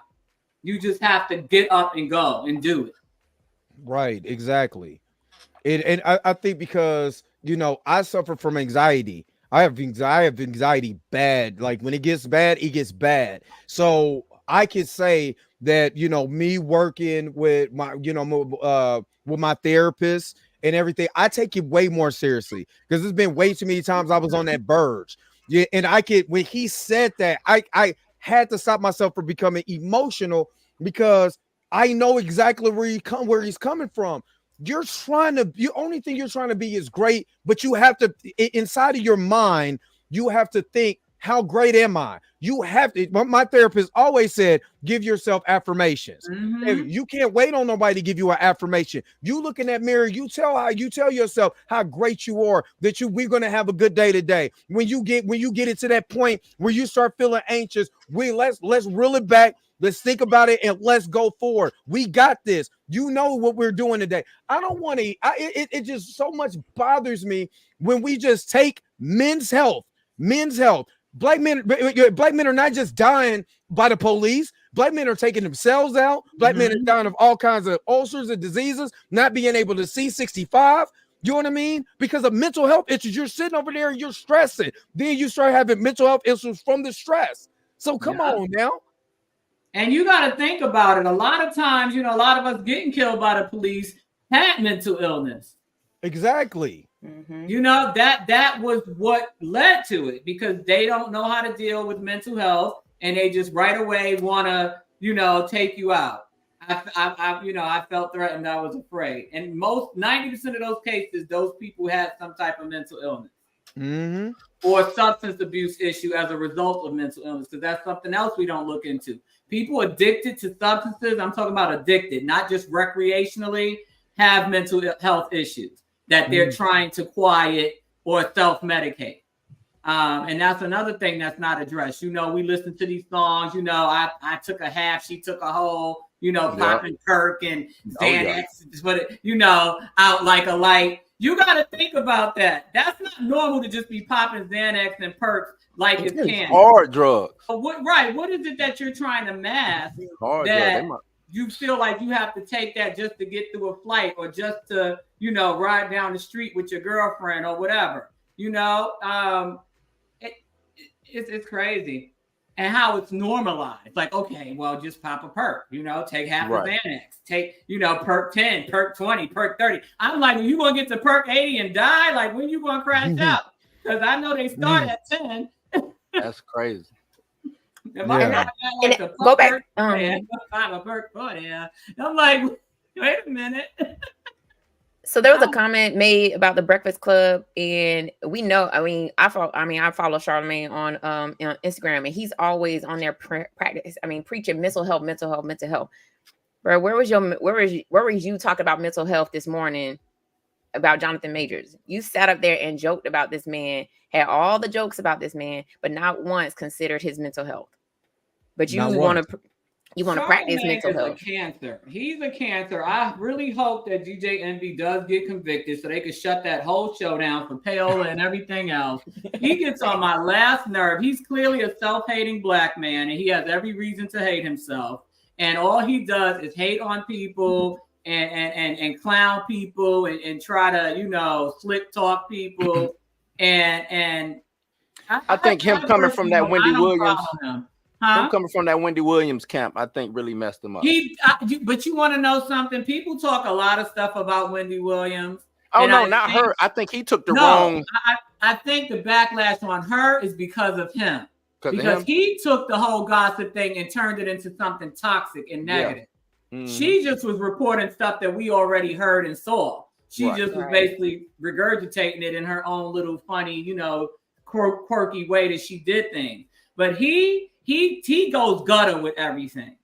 And like Mika says, like, what happened to the mental health stuff? Like, what why are we still clowning him? And this is the dude who get the interview with the. I'm sorry, well, let me just say this real quick. This is the dude who, anytime somebody political comes up from the far left, who's interviewing him. But then you want me to take you seriously when it comes to us. That's why I know, for me, they don't give a crap about us. Y'all go up there, y'all support this show. They go out there and they get these people on. You know what I mean? They say they sell you on some bullshit, like another Alvin Bragg. Oh yeah, I'm gonna be tough on crime. No, I'm gonna be tough on rich black men, because crime, I'm gonna ignore that. You know what I'm saying? Let me go charge this man with petty crimes. You know what I'm saying? And then come out and make the victim look like and make the perpetrator look like the victim. You know what I mean? So I don't, man. I'm done with that. I don't even fool with that mess, because this is exactly what they give to y'all. Yeah. And that's what gets the views. That's the sad part about it, because that's what gets the views. Like, blame Ray J. People just want to enjoy tearing other people down. And I'm not sitting on them because I can clown with the best of them. I say my clapback game is on superior. So I will clown somebody in a minute. But there's a point where you just got to be like, all right, this is not funny. Like, the joke is old. All right, ha ha, key. We've been laughing about this for the last 3 weeks. When are we going to move on to the next joke? You know, and it's just like, I don't know. It's like, it's just sad how easily we're entertained by negativity, and then anything positive, it's like kryptonite. It's offensive. It's just disrespectful to be positive or say something positive. Exactly. I just seen this in the chat. Yeah, Jonathan. This is Jonathan Majors today. I did not hit her. It's not true. It's bullshit. I did not hit her. I did not. Oh, hi, Mark. Oh, hey, Johnny. What's up? I have. All right. I'm not sure if you guys know that reference. That is. No, what is that? It's a movie called The Room. It's the worst ever produced movie on earth, but it's a cult classic. Everyone loves it, and that scene is like how everyone who has been falsely accused used that scene. Like, I did not hit it. It's not true. I did not. And it's the worst acting you ever see, but it works. So, I thought it made me feel good today. So yeah. What the heck was that? It's not a dead kiss, guys. What the heck? She said, "What the heck was that?" And that's all. That's that British humor, Exactly. I'm Exactly. sorry. Maybe it's a European thing. I don't know. I have to find it. Clearly, Dr. Hines. Yeah. We're like, what else did y'all take? Well, I know we kind of got. I take mental health very seriously, so I kind of got on a tangent on that. What else did you guys kind of see as far as Jonathan Majors? Let me ask you the question that they asked me on TMZ today. Do you think that there was a good idea for him to speak now, or should have spoke before? I mean, after sentencing? well, legally speaking, the goal is to avoid sentencing. So once he files the appeal, the normal course of action, because clearly this is not, like they said, this is not a normal situation. Yeah, it's highly unusual, as the judge said. Very highly. Under a normal situation, when you file an appeal, in New York, you have 30 days. So the objective is to do it before that 30 days, obviously. His sentencing date was 6 weeks from the date that he got convicted. Exactly. So once the appeal is filed, it's supposed to automatically stay the sentencing, meaning they won't do the sentencing unless the judge makes a decision before February 6th. But I highly doubt that if they submit the appeal tomorrow, he's going to have a decision before February 6th. Right. He could if he shoots it down right away, and we don't want that. But if he's actually looking at it and reading it and trying to, determine if they have a case, it's going to take way more than 2 weeks. So exactly. There won't be a sentencing if everything goes the way it's supposed to, if the appeal is filed timely. So I'm saying that to say you don't want to wait till sentencing, because that means the appeal wasn't filed. Yeah, exactly. That means they didn't file the appeal, because why is he still getting sentenced? Exactly. And it's a perfect time to speak, because I don't think it's going to. Now, if you want to play devil's advocate and say, okay, well, he should have waited until a decision on the appeal was made, because what if a judge sees this broadcast and be like, oh, yeah, he's, whatever, and I'm just going to shoot down the appeal. But I mean, if that's the case, then they could say that from when they released all that footage before the verdict. You know what I mean? Because everything that he said is basically what's been being said for at least 3 weeks. Exactly. So it's not like he said anything new to make the appellate judge be like, oh, he out here talking smack. I ain't looking at this appeal. No, because he didn't. So. And the short answer is no. Because you ain't never gonna get a short answer out of me. Oh no. So and plus, correct me if I'm wrong, Danny, because you have experience in this. the judge is not really going to consider this, though. Surely, right? It is sentencing. Like, it's not. They're like, not supposed to. No. You know, they're supposed to be fair and impartial, but you know that that's not reality. This is some of the biggest racists are sitting in those black robes. In Europe, what is it, like a tribunal? You don't even have juries, do you? No, we do for criminal cases, but it's you're probably thinking of Eastern Europe, but we do. It's only civil cases that we don't actually use a jury. We use a judge for that one, unless you request for a jury. But even that's difficult. So it's usually judges for civil cases. But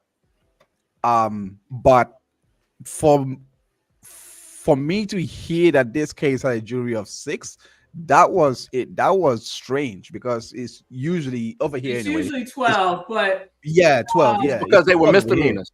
Because they were misdemeanors. Right. So for felonies, you get 12. It depends too, because actually, I have to look it up. I don't know why it's escaping me right now. Because here in Florida, for example, Casey Anthony only had 6.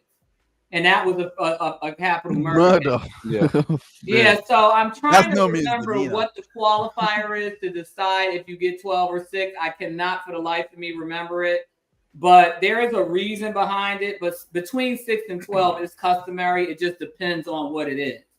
And obviously what state I gotta go watch that case again. It was capital murder, or did they put it down to manslaughter? The reason why she got off is because they charged her with capital murder when it should have been manslaughter. When it should have been manslaughter. That's what determine how the baby died. That's what it right. Because they only found the skeleton. They couldn't. So how are you going to convict somebody of first-degree deliberate murder when you don't even know how the child died? Right. Because Dr. G even came on and was like, I don't know how this kid died. Yeah. Just like how you could convict a man of reckless assault when the person said, I don't even know how I got injured. But let's not talk about that one either. Right. Hey, Dre, pull that. Somebody said something about what Harvey said.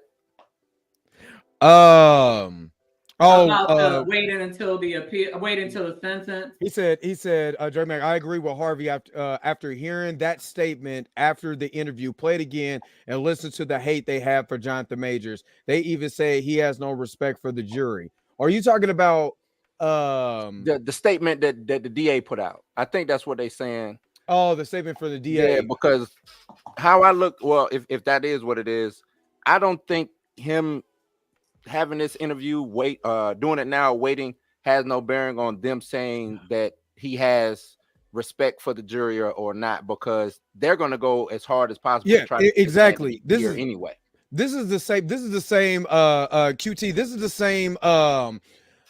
the same DA who falsified an abuse rap on Kevin Porter Jr.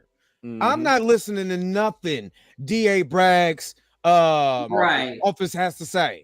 They are already, the DA statement is trash. Yep. For the simple fact is that, first of all, who in your right mind, who do you know they got any type of violation had to go in Hollywood, had to go through this mess? For one, nobody. So let's get that out the way. Number two, you know what they did with Adam Foss, what he did with Kevin Porter Jr., they are being investigated by the police commissioner. Doesn't even like him. You know what I mean? They're on this mission to be able to be tough on crime, but these are your far leftists. You know what I'm saying? So it has, I don't care what they say, they already discredit themselves by what they did with Jonathan Majors, Kevin Porter Jr., and Adam Foss. So I don't listen to nothing they gotta say. Yep. I think QT is referring to when during this one that we just watched, when they were referring to the DA statement, and I commented, not with you guys, but I commented on my other thing. They were basically saying that he was disrespectful of the judicial system. And I'm basing, my mindset is when all else fails, question a Negro's patriotism, right? Because now that I don't agree with the fact that y'all gave me this fugazi ass jury, I'm un-American, because that's basically a dog whistle for that. That's exactly what it is. It's a dog whistle. Who agrees with the guilty verdict anyway? Huh? Who agrees with a guilty verdict? Like, I don't know one convict, whether guilty or innocent, that agrees with the like, you know what? They were right. Hardworking jurors, I appreciate all their hard work. They're but, right. I don't think I'm they glad got that it they right. came with what they said, and I salute to them, hardworking citizens. Like, what are you talking Right, about? what? And it only took them 3.5 hours. Like, no, he didn't mention the jury, Khalil. He was just more shocked that the jury, even came up with that based on the information that they had. So thank you so very much for that $1.99 super chat. Let me go ahead and just play something for Now you. you're looking at the world's richest man, and I'm black. So thank you so very much for that $1.99 super chat. Go ahead, Dr. Hines. You was about to say something. No, I was gonna say everything that Majors was. I don't know who advised him. I don't know if this was his own kind of 3D chess, 4D chess. Hey, let's not go for self-defense. Let's lose this case so that I can put this out there. I don't know who advised him, but it was genius the way he handled it. And I will say that over and over again, because it's like he did not justify anything he did. Like he did not try to even look at our ear and fingers and be like, there's no way I could do that. Look at the girth on the finger. Look at the there's no bone missing in the, he did not try to flip it around and say, well, I was in the right here, this and that. He didn't. And the most important part, and I loved it for this because he had every right to do so, is he did not say, I had every right to go and get my phone and defend my phone. I had every right to do this. She went for my phone and I had every right under New York City law. That was my right. He did not do any of that. He just said, look, listen, this relationship should not have happened. I should not have been here. He took accountability for things I don't think anybody would have taken accountability for, especially when the evidence is on your side. So the fact that he didn't sidestep it, but I think Danny Alaya before, the fact that he basically paused and again kept looking around, like, did I actually injure her? No. And I will always say this, the fact that he walked her to the street and ran away from her, it makes sense what he was going through. What he was explaining, saying, hey, I showed her the phone because we all thought she was trying to see what was on the phone.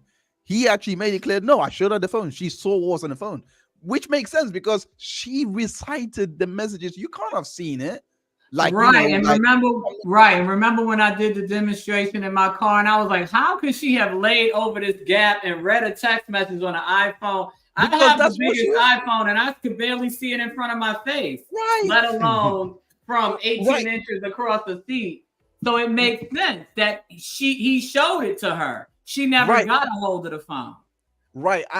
And let's not even go into the cases that you can have that can even shield your screen from being looked at. Yeah. Like of course, we don't know that, but I'm just saying the likelihood of her seeing the phone just as it pings in, especially when you have a notification, especially when Apple literally has a message blocker, you can only see the, you can't see what's written in it. There is no way Grace, like, it's more probable that what Jonathan said in regards to I showed her the text, I was trying to say he tried to deny it, etc.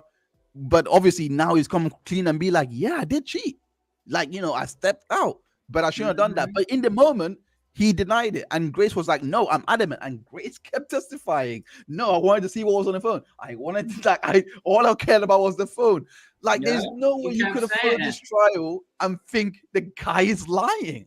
Like, I'm glad, to answer your question, Dre, earlier, I'm glad he done it at this time. It could not been a more perfect time. He didn't do it right after the verdict. He done it right before sentencing, which is fair. I don't care what goes on. If he doesn't get time served, something is wrong, because there's nothing to that. Like, you might as well give him time served because he's winning that appeal. Like, it's inconsistent verdict.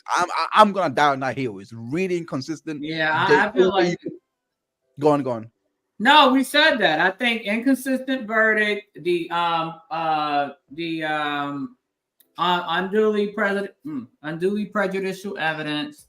Those are the top two, I think. And then some prosecutorial misconduct as it relates to them charging and trying him and deciding not to do anything with her when she assaulted and engaged in criminal mischief and theft.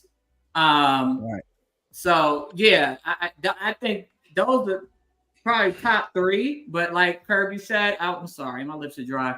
Like Kirby said, I say go for as many as you can, but put a lot of work into that. The top one being the prejudicial evidence, then your inconsistent verdict, then your prosecutorial misconduct or something in that family of them, basically choosing not to try her, but trying him for the same, and then we could probably do something with that jury too. Robin, I'm sorry, I'm reading your super chat, but that's a good question because I want all of you guys in the New York metro area or whatever precinct you have that has this fool on the ballot. He got one more year. It's a 4-year term. He came in 2021. So keep your eyes and ears out because come 2020, this year, they should start campaigning. Make sure Fat Albert don't get reelected. And don't let the NAACP mind screw you into voting for him like they did last time because the NAACP are the same people that got people scared to come to Florida and boycotting Florida when 90% of the food service and entertainment and hospitality workers look like us. So now you boycotting the whole state and rendering us unemployed, not me, but rendering the majority of us black people unemployed, and the president lives in Florida.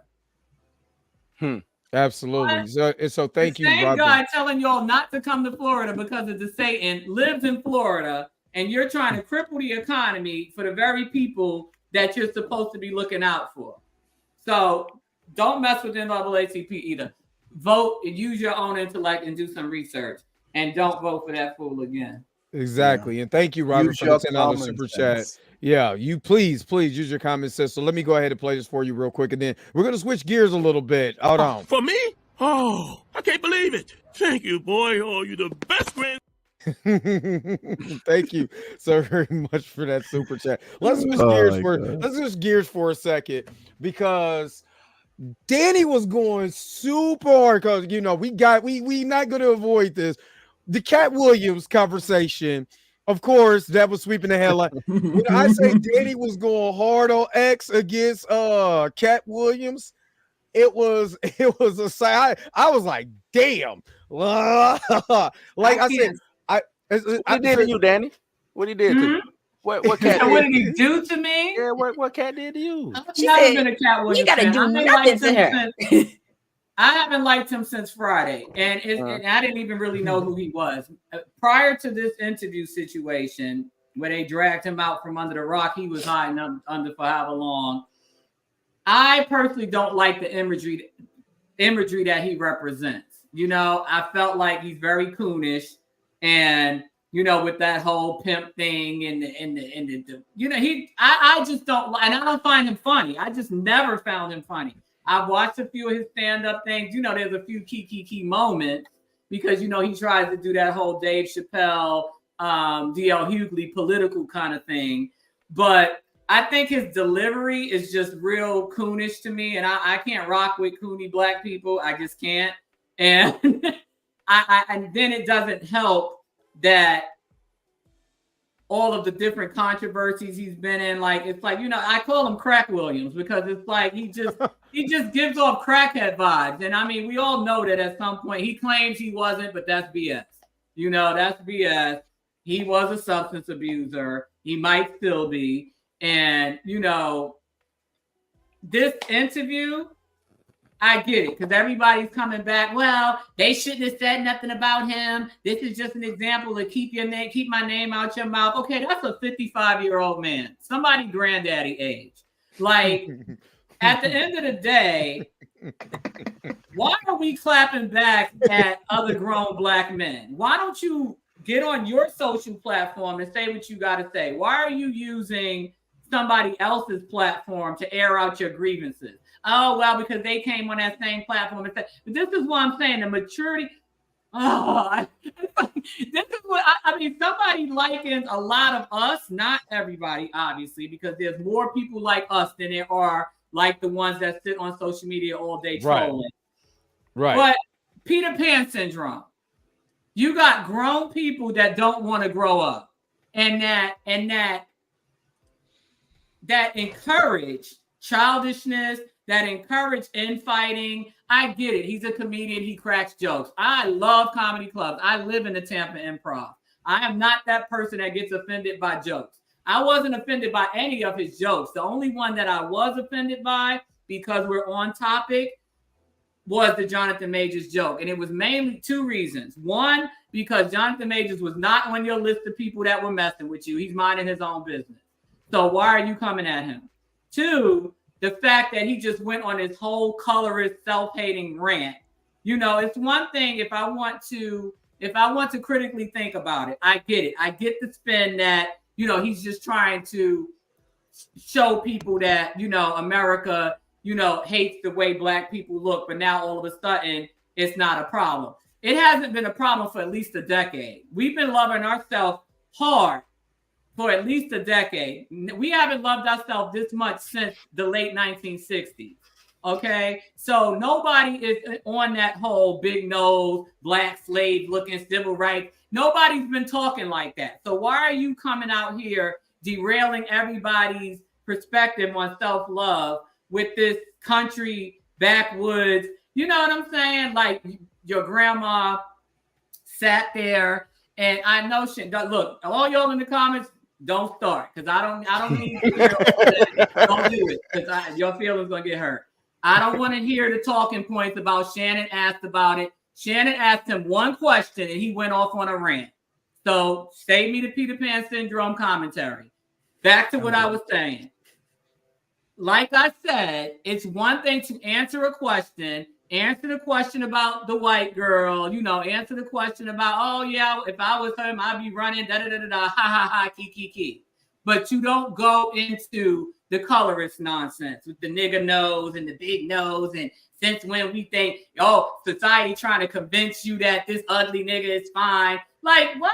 Like, yeah, that was harsh. Not ugly though. Forget everything else. What do you define as ugly? Because last time I checked, just because you light skinned don't make you cute.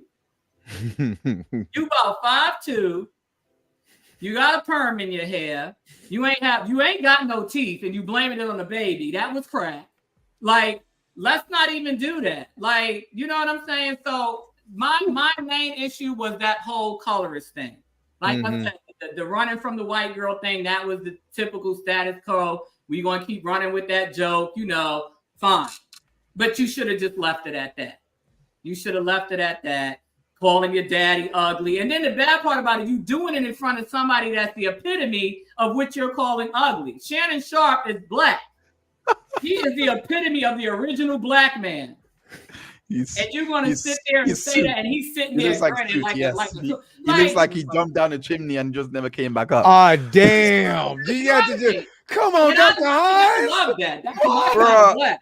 But my thing is, wait, you're shocked by that? You've never been to a comedy club? That's something that you hear on a regular. Like, are you joking? Right. Wait, what? That's not what comedy clubs are you? Were they talking about the black one in like the Brixton, like the one in London? Well, I mean, it's different. It's different over here, but like it's like we run jokes like that all the time. It's like I practically grew up with that. But he's right though. Shannon Sharp is very dark. There is this drink that's called Panda Pop, and my friend was like massive, but he like instead of calling him an Oreo, they just called it a Panda Pop because of Panda. You know, Panda is white and he's big and black. Like, this is the UK. I don't know. Like, but this was black and you know, this is black and black jokes. I don't know. Like, I'm surprised you guys. I thought you guys were savage. I thought you guys would know this. Like, Oh no, they say a lot of those. But like I said, it's one thing to crack a joke and move on. To me, it felt like because a lot of people said it about the whole interview. It was a combination of, clowning people and almost like therapy for him. And that's fine. He toggles between sounding like he got some sense and just going off the deep end. And Erica, right, he acts like a sassy gossip man girl. And I'm just like, why are you doing all of that? Like, it seems like he got a lot of axes to grind, and he used that 2 hours and 40-something minutes to just go off on everything he hates about himself in life, but projected it onto other people. Obviously there was some truth in some of the things that he said. Nobody's disputing that, but that's not what we're talking about.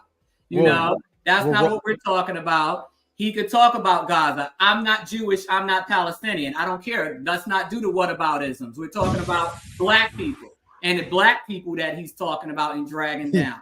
And the good thing is, whether you're a fan or not, it does not take from the fact that he's not as relevant as a Dave Chappelle or as a, D.L. Hughley. So that's the good thing, because had it been Dave Chappelle doing that or D.L. Hughley doing that, it would be really problematic, because those are people that think DL is up to. Wait a minute. Let me get to this real quick. Let me get to this real quick. Let me get to that super chat real quick. That he said he got some like a man girl. Thank you, Erica Dixon, for the $4.99 super chat. And Rosemary Carter said that Dr. Hines and Daddy, we established last night that we like our man medium ugly. So does medium ugly? Yes. Shannon Sharp fall in medium ugly? No, Doc. Medium ugly. Now, for me, medium ugly is I don't like pretty boys. So if that's medium ugly is, I don't want nobody that look prettier than me. Thank you. Hallelujah. I like hard looking men. I like tough. I don't want not tough as in like thug, but I mean I need your facial structure to look manly. So if that's medium ugly, then fine. Yeah, you can have big lips, big nose. Fine. I don't care about that. So wait, back at it again. You're saying that someone like me has a chance? That's what you're saying. Okay. Yeah, because I'm partial to darker colored men. People darker than me, and the darker the better for me. So yeah. The blacker the better. The black. I was about to say that. Damn it, you beat me.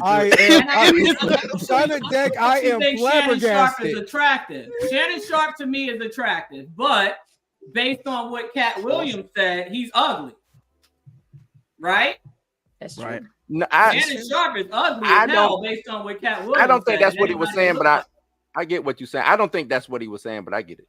I get what you coming from. Well, because people that want to side with him are not going to get that. But see, because I'm not a fan, I've never found him funny, and I'm really serious when it comes to I don't want to side with him. That completely rubbed me the wrong way. And colorism coming from somebody as ignorant as him, yeah.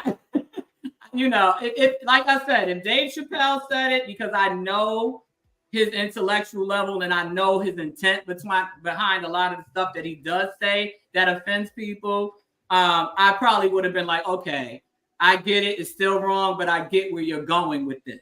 I didn't get where he was going with it, other than to clown and say that people that looked a certain way was ugly and looked like slaves. And I'm just like, what? That's what you got from that? No, that's not the moral of the story. But what I'm saying is just that was the language, angle. That was language just completely. Well, let me ask you this, Danny. If we removed Cat, I don't care who it is, how would you explain saying that our features were looked at as ugly in Hollywood, and here is Hollywood telling you or building up that now these dark-skinned, big nose, small head, like he said, like my daddy looked like, you know what I'm saying? No, good. I conceded that. Before I even started, I conceded. I said, critically thinking, I understand what he's saying about that. No, I'm just asking, how would you explain it without using his words? Exactly the way you explained it, with a little comedic edge. But I wouldn't need to say that somebody had a big nose, big lips, looked like a slave. Like, why do we have to say all that for you to understand it? What you just said, Blue, is what he meant, but that's not what he said. And of course, that's what's getting sensationalized. The fact that he went and used literally all the derogatory language that they use against us to explain what you just said perfectly eloquently, and I completely understood it. And even with that language, I still understood that because I tweeted as much. And I prefaced my whole rant on that. I get that that's what he was trying to say, but that is not what his fan base heard. They heard Jonathan Majors, y'all trying to but you know what really kind of derailed his message was when he honed in on people trying to convince us that nigga not ugly. He's not ugly. So you're trying to say that we so stupid that we can't see that he's not ugly for ourselves, that somebody has to brainwash us into believing that somebody that's darker, taller, more handsome than you is not ugly. Like, to me, it gave me like when I was growing up and people just automatically assumed that because you were light-skinned, you're attractive. Right. This is hold up, Dr. Hines. This was you just 5 minutes ago. Hold on. You mean not good like 1 out of 100? I'd say more like 1 out of 1 million.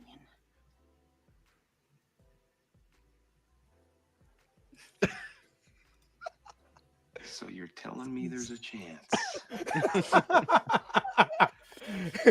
Yeah! What do you think the chances are? Right. Yep. That's me. Oh my telling me there's a chance? Yeah. Yeah. Why do you dream of having a girlfriend? But you know, we're laughing about it, but this is exactly the thing that so many of our chocolate, beautiful Black men struggle with, and why so many, they'll say it. We had this discussion before. We were clowning Dr. Hines about it. I think on his show. When you said that he looked like he likes snow bunnies, because I was going to ask about it. But this is exactly why he likes snow bunnies. Dr. Hines, I'm ready. Oh, man. Okay. I can't believe I'm going to have to. It's these kind of discussions because so many people, even our own people, say how ugly men that look like Blue and look like Dr. Hines are. Hold on. Wait, hold on. She talking about your complexion, fool. No, I'm saying because of your complexion and your features. I already said I find it attractive. I'm saying that there are people in our community. You gotta add the medium in front of that. Medium ugly, right? There we go. Listen. Not all the way. Just medium. Listen, in school, if I was to describe myself, I had to. But first and foremost, there is no difference between chocolate and caramel. There really isn't. It's like I'm kind of like almond color. I don't think there's a difference, but I don't think there's a difference personally because chocolate is chocolate. But the reason why I'm bringing this up is because in school, I knew everyone had an idea to do with caramel.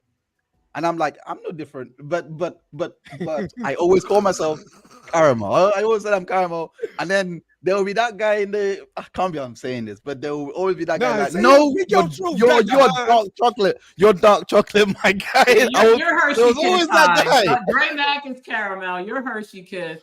Blue is Hershey Kiss. Yeah, like so you're not caramel. You can't say caramel. I'm more like honey. Who said Blue was ugly? So I have to stop claiming caramel now. I'm not caramel. Okay. No, you're Hershey. Wait, you said you was caramel?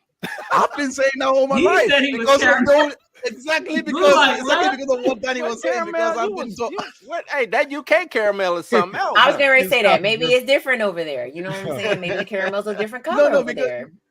Yeah, right. No, it's because everyone associates caramel with light skin. So I was speaking to what Danny was saying. I was speaking to what Danny was saying. He was light skin. It was the price. Huh? Light skin can go from sugar cookie to like honey or peanut butter. So it's just. Robert D said you are not caramel. Wow. These are the buddies. He was But remember, the bunnies don't see color. I don't see color. So they don't, they don't know the different views. Oh God! I was just trying to make a point. Like I don't know why you guys are roasting me like this. I didn't say anything. Right? No, I know, but I was just trying to prove. I wasn't Your highs be bugging out. Man, this went left real fast. Again, we need to have these discussions. But like I said, what I'm not going to do is I'm not going to let people sit here and troll me and act like I'm stupid because I heard what I heard. You know what I mean? I heard the part that Blue said, and I qualified what I said with that first. I heard that part, but then he went off the rails with the whole colorist, all that nonsense, and I didn't like that. And again, it didn't help that I'm not necessarily a fan, and that at the current time in history that we're in, the last thing we need is for us to be shucking and jiving and talking about, oh, there's nothing wrong with white women, but I would never marry one because I'd be running up the street. Like there's a lot wrong with white women that lie on black men. So I don't need you sitting there defending her in the context of this conversation, because the context of this conversation was that white woman.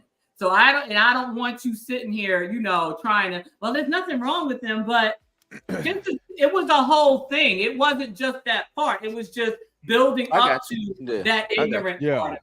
But I'm just like, what? So anyway, enough about greaseball crackhead cat. But wow. Anything else? Anybody else? Anyone else? and like Erica, was it Erica that said about dark-skinned women too? Same thing, because they will run Serena Williams through the ringer, and I don't find her unattractive at all. But then you want to talk about how she got a white man and having kids with white men. But look how y'all talk about her. She looked like a man. She big. She hard to face. Huh? Serena can come holler at me. What's up, Serena? She's a beautiful woman. She is married. Blue. Me too. She can holler at me. But she don't want you because all the black men then told her she was ugly. So now she married her little Greek man. I was the wrong one. I'll tell her every day. You guys didn't like Venus. I love Venus when I was younger. Where is Venus? Venus don't like nobody. But they love them some white men. But that's because same thing. But Venus is on Venus. Like so when I was growing up, and anybody who's an 80s baby, you know what I'm saying, a teenager in the 90s knew light skin was the shit. If you look like Vanity, Apollonia, all of that, right. If you look like Aaliyah, let me just say, you look like Aaliyah, all of that. So when I was when I was growing up, I had went out in the 80s. What you talking about, Dre? Please, come on, right on, Charles. Right on, Charles. I could just the bar exactly. I'm talking about for men. Yeah, well, no, you literally had no. You either was had it like Blue 85. Don't forget history. Because the bars were still in. You literally saw in real time what happened. Every DeBarge member ended up on crack. You saw that happen. Every DeBarge member was on crack. Hold up, then you going into Michael Jackson? The Barge family was on crack. Yeah. Right, but then you go. Hold on, wait a minute. Then you go into. Hold on, wait a minute. You got Prince. Michael Jackson got lighter as the years went on. But it ain't like Mike was out here getting them. Mike was, bro. You saw it real life. Elvis Presley. You saw it real life. That was in the 90s. You literally saw a black man become a white.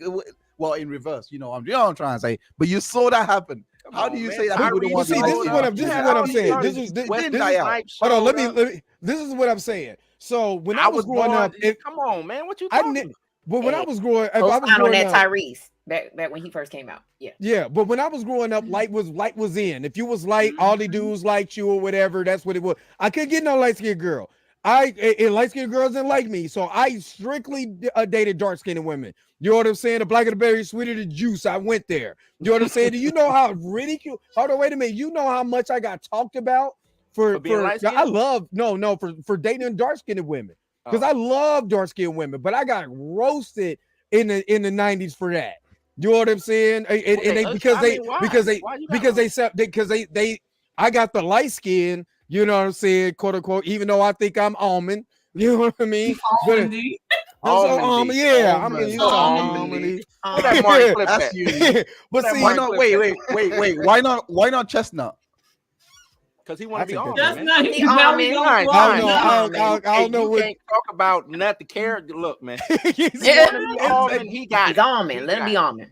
So what the point that I'm making is that in the late 90s, I got roasted in high school for dating dark skinned women.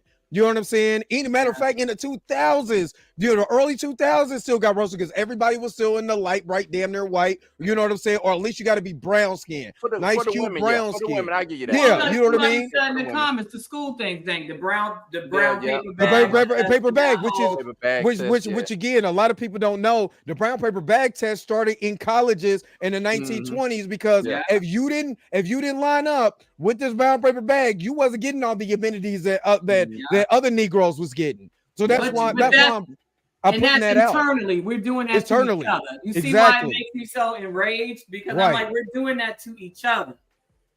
And still doing that to each other. But that's the house Negro, field Negro situation. That's all that is. Exactly. It's ridiculous. So that's why I wanted to bring that up, because there's an internal thing that we did. Especially if you grew up, the African booty scratcher jokes we used to say. There was, you know what I'm saying? When I grew up, got to college and all of that, I had to change my way of thinking, because I'm seeing people from everywhere, from all walks of life. You know what I mean? That light, dark, from another country, this, that, and the other. So I had to change my way of thinking, but it was true. There was a lot of women that wasn't, accepted. And I say that about Hollywood because, in the 2000s, you still didn't really get that until Tyrese kind of broke that mold of the dark-skinned leading man. You know what I'm saying? We're not doing Jordan. I think Michael Jordan started it going, and then you got Space Jam was a phenomenon. Wesley Snipes. Space Jam was a phenomenon. Started showing up. They started Chillmonger getting out of y'all be y'all. And y'all was talking about me. Wait, hold on. Chill ain't even here. Hey, chat. Exactly. And y'all was talking about Chill ain't here. Oh yeah, I'm about to say, hey, Chill, this is why your subscribers is going up. I need to go ahead and put my curl back in. Put the curl back in. Right. You put your curl back in. Right. Mika, what do you think about it? Because I'm going off on a rant, but you're like medium brown. So, like, what do you Mika's think? Dominican. I am not. Shut up. What's wrong with being Dominican? Oh my God. What's wrong with Dominican? It's a joke. It's a joke, Dada. Inside when Blue first met me, he thought I was Dominican. So you are Dominican? I am not Dominican. I am not Dominican. Chill over here with I gotta hit Chill up like, man, your fans is here, man. Where you at? Yeah, right. Where you at, Butter Pecan? I haven't heard that. Oh man. Where you at, Butter Pecan? I have to say, why they keep thinking that me and him are related. I'm like, how? I don't even look like him. You might be down the pipeline, Danny, somewhere. Hold up. Not that Erica said they comment a lot about Cat True, but we all know he ain't read 3,000 books. Fat days Thank you, Erica.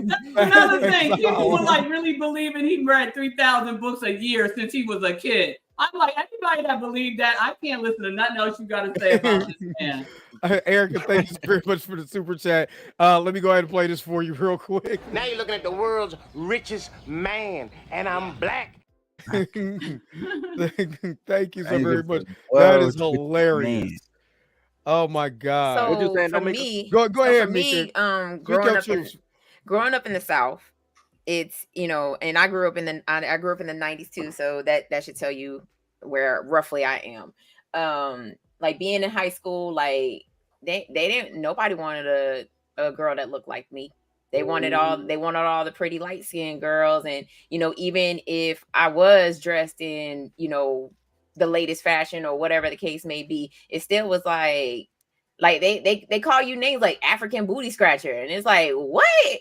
Like you're just as dark as me, guy. But yeah, it in the South, it's like just growing up in the South, for me, it was like, damn, nobody wants me. So I was like, it made me start looking at other races. And maybe start looking. I dated a Puerto Rican guy when I was in high school.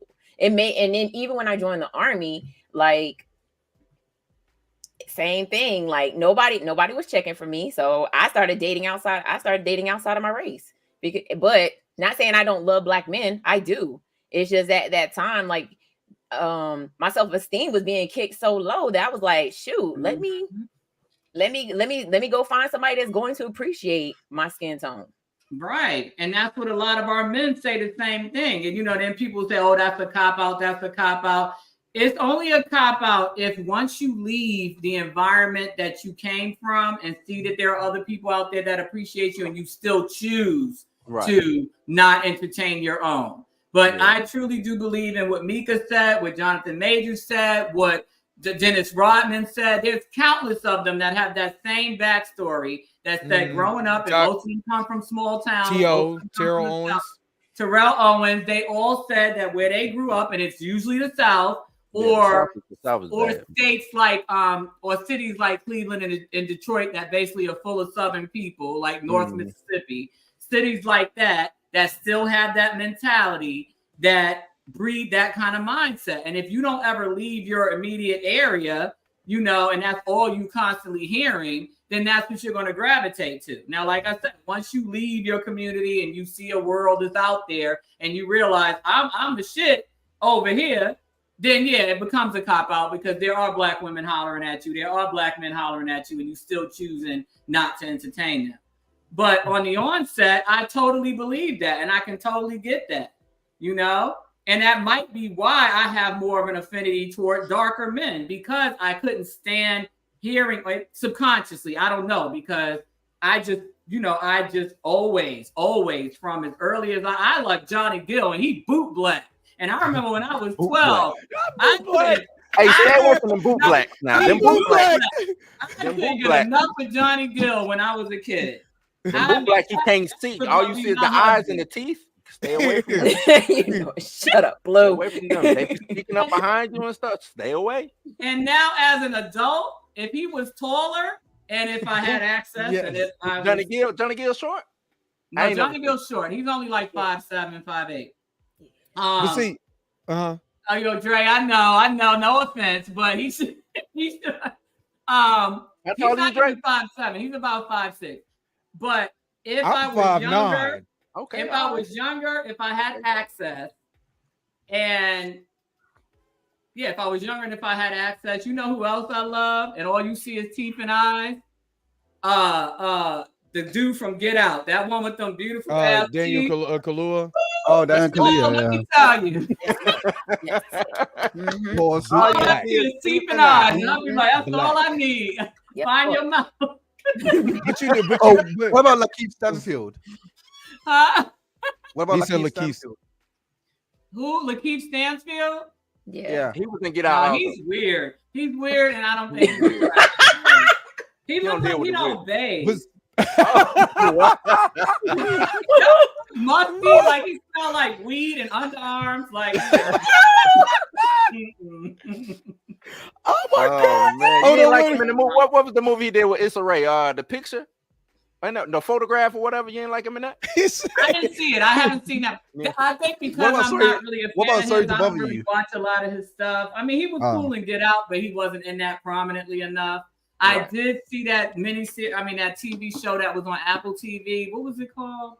The Changeling. That was okay. That was dope. That was okay. Yeah, I like that. That was great. I haven't seen a lot of his stuff. I saw that movie where he worked in a call center. It was weird. That weird movie. Sorry to bother you. That's my all-time great. I love that movie so much. I haven't seen a lot of his stuff, but what I did see, I just was like, oh, okay. Like he stinks. He look like he stinks. Hey, Danny on one tonight. I tell you. Daddy on her Cat Williams. Yes, Pop. She on her Cat Williams. Bow. She's like, who's next? Hold on, wait a minute. So to piggyback off of Daddy said, I felt the same way because I was getting rejected by lighter skinned women until I want to say my senior year, freshman year in college. So all I would not even approach a lighter, you know, especially if you was, you know, mixed looking with long I would never. Give me my dark sisters, because those are the ones who was accepting me. Because I understand what Mika was saying. Those were the ones who accepted me. Once I got older, I didn't care. You know what I'm saying? It wasn't even a preface thing like that. Swag you gotta have, Dre, man. I was accepted by all. Yeah, well. I mean, once I Blue was like they all. Once I hold on, wait a minute. Let me tell you like this. Once I got a real job and a credit card, oh yeah, you know I'm accepted all over the place. You know what I'm saying? I'm locally known and you know what I'm saying, internationally known and locally accepted. I'm good now. I'm a visa. Like American Express. Yeah, American Express. Accepted You know everywhere. what I mean? I got so I was accepted everywhere. After that, I didn't care. I just personally, for me, the only reason why I didn't date white women, I never, you know, did that, for the simple fact I thought they wouldn't understand. My story is tragic, and I don't want a woman, you know, like, oh my God, you went through that. Oh my God, let me give you a hug. I don't want it. Oh, I need somebody to feel me. You know what I'm saying? And I felt like only black women could feel where I was coming from, as far as where I, you know, my upbringing. I didn't feel like a white woman would really understand my story like that. You know what I'm saying? Especially, you know, having a black mama, having a grandma from Yazoo, Mississippi, that was like, if she can't use your comb, you can't bring her home. We're getting that. I wasn't bringing her around my grandma, so my grandma could be like, man, get that white woman out of here. You know what I mean? Right. So nope. Home. What are you doing? And I'm from the Midwest. I'm from Kansas City, so we got a mix of everything. You know what I'm saying? It's like a little South, you know, you have it's a hodgepodge, you know what I mean? So not to say I'm like Pitbull, Mr. Worldwide. Worldwide. I mean, that was a long time ago. He was for the streets. No. Drake said this morning he had for the dirt roads. He belongs to the streets. I belong to the dirt roads. I like what Dave Chappelle said, the girls with the dirty feet. I'll be very honest. Like, this is why I was laughing. I'm glad that Dre said everything he said, because this is why I was laughing at these snowboarding allegations. Listen, I am I'm actually being for real with you. Like, here, like, I relate to what Cat Williams said a lot in regards to him dating. Like, I was actually terrified of white women, and it wasn't even.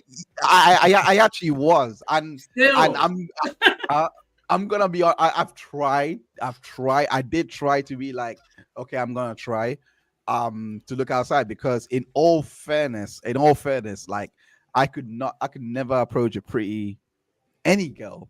So it wasn't as if I wasn't accepted anywhere. It's because I had bad form with the caramel. I'm actually being serious. I was clowned a lot when I said, no, I'm not chocolate. I'm like that was a true story. So I was like, my confidence was here, and I was just trying to, like, it's even a surprise to me till today. I'm like, how did I date this? How did I date this in university? How did I date this woman in university? But like, white girls have always scared me. I just wanted to say that, to put it out there, so that you can go away with this snowboarding allegations. Nobody was nobody adjacent, because we have to qualify that. Because he seems to think women from Spain aren't snow bunnies. No, I have dated some, but I've always had that innate fear. Like, I've always had it. Like, it's incomprehensible. Like, I mean, light-skinned women is that, then y'all some beasts though. Come, because I done had some run-in with some light-skinned women, and they you know what I'm saying, middle school, high school, they weren't too kind to you know. No, they're terrible. They're absolutely terrible. It's being part of that crew. Horrible, absolutely horrible. Too kind. Terrible. And then my moms used to like grease me up to where I was like greasy black. You know what I'm saying? Now she put the Vaseline on you. You look like brown patent leather. Yeah. She was like, you going to school, no crack. Yeah, okay. Thank you, Sheep, for that $2 super chat. Yes, we're good, because this is you know why I like this conversation. Why I like this conversation, because this still goes back to Jonathan Majors. Like, we're just sharing are what we seen in our life. Like I said, I grew up, I had especially in middle school, good Lord, big old lips, big old nose, and a peanut head. You know what I mean? So of course, my perspective on women once I got older changed. I could see Jonathan Majors, especially the picture we had last night, to be like, you know what?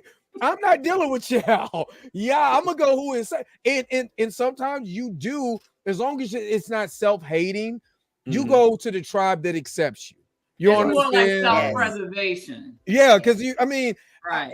Sometimes you gotta do what you gotta do, son. You know what I mean? Do what you gotta do, son. So I appreciate the super chat. Let me go ahead and give you this. I done came up, got my name up. So when they speaking who blinged up, I'm who they bring up. And they said you look like a shiny penny. Blue. Wow. Shiny. I'll take it. It's a blessing. Yeah. But Aisha, that's good, because this is what the Black community don't talk about. The Black community, we get on these podcasts. Let's keep it all above. We get on these podcasts and we tell everybody what they need to do, and you need to do this, and you got to be a high value man or a high value woman, or whatever the conversation is. But we never really discuss us. We never be vulnerable enough to discuss us and say, you know what? This is why I did that, and be comfortable with that without being ridiculed. We got all shades of the spectrum in here. You know what I'm saying? We we're really just missing the mixed girl. You know what I'm saying? There's really high yellow, what her experience is. You know what I'm saying? But we got all these different experiences. But you know what? We all have the same conclusion, and we can all heal and get an understanding from that. So that's why this is so important, and I'm loving this conversation right now. And not only understand it, but understand why we say certain things that we say. Exactly. Or if we don't say it, why do we agree with people that say certain things? And it goes back to Crack Williams. I'm not going to talk about him no more, but it goes back to that. Why are you actually agreeing with or thinking it's funny what he I said? know, Aisha. See, I've dealt with all my issues in terms of colorism, and I guess not, because it is a traumatic response for me to get really amped up when somebody says something colorist. But in terms of, when I was growing up, I hated being my complexion. I would get jealous of that. I'm telling you, because of. I've heard that before, though. I have heard that before. Growing up in a colorist family, growing up in the projects, in Harlem. Oh, my grandmother told me one time, oh, you can't talk about this because you damn near white. Now, neither one of my parents are white. So light bright next to white. Something like Just that. light bright. That's my daughter. My daughter, Right. Me and her mom are black. My daughter's yellow, but my mom is higher. My mom's Latoya's complexion that's in the chat that I got up right now. And but it's the recessive genes that kick in, because I have one of each. I have one daughter that's lighter than me, and then I have one that's chocolate. But it's the recessive gene. So it's like, it's kind of like, you can't control that. But, but growing up, I used to want to look like Tatiana Ali. I really wanted to look like Maya Campbell, color-wise, like for color. I was jealous of any girl that was that color or darker. I literally, as a young adult in my 20s, like I would literally envy women that were darker than me, because I did not like being my complexion. So when I say that I'm healed from that, I'm healed from that. But I think we need to have those discussions, because we have to understand, why are we agreeing with or laughing at or finding it okay for other people to talk about our darker counterparts like that? Yeah. Why are we defending and almost gaslighting one another into thinking that they're crazy for being upset about colorist, pushing colorist agendas among one another, when we got enough of that going on outside of our community? Passed down. You know what I mean? You got women with like the edges are gone. They ready to go blind. They killing themselves in the DR and Colombia because of all these ridiculous beauty standards. And why are we okay with that? And I think that's why these discussions need to be had. It's not because we just sitting here just being old grumpy people trying to kill the fun. We still have to have children. We have children out in this world that we're influencing. You know, I mean, all of us except who doesn't have children. I know Hines doesn't have children. Pam doesn't have. You ain't got no caramel kids out there running around. I'm sure Pam is the No rich one wants this caramel. No one wants this So, Pam, caramel delight. This caramel delight. Not the caramel delight. Oh yeah, we got. He said I had to take my glasses off. We got international delight. Maybe I do need glasses. Maybe I do need glasses. But it is quite late. I'm gonna say good night. Good night to you guys. Thank you so much for having me. Pam, welcome. I'm happy to see you again. Nice to meet you for the first time, Mika. Good morning, Hines. Yeah, good morning, Dr. Hines. It is morning. Thank you for being a good sport on this. We joking, but this is the reason why, so we can open up and be able to have these type of conversations. So I appreciate you playing along. You know what I'm saying? And now we know the Snow Bunny allegation is false. Y'all a fat phase on live. You think he out here with the Snow Bunnies? False ish. Yeah, I'm about to say the ish. We gonna have to run tape on Hines. Now boyfriend back. Oh, Pimp named Chillback is back. You know what?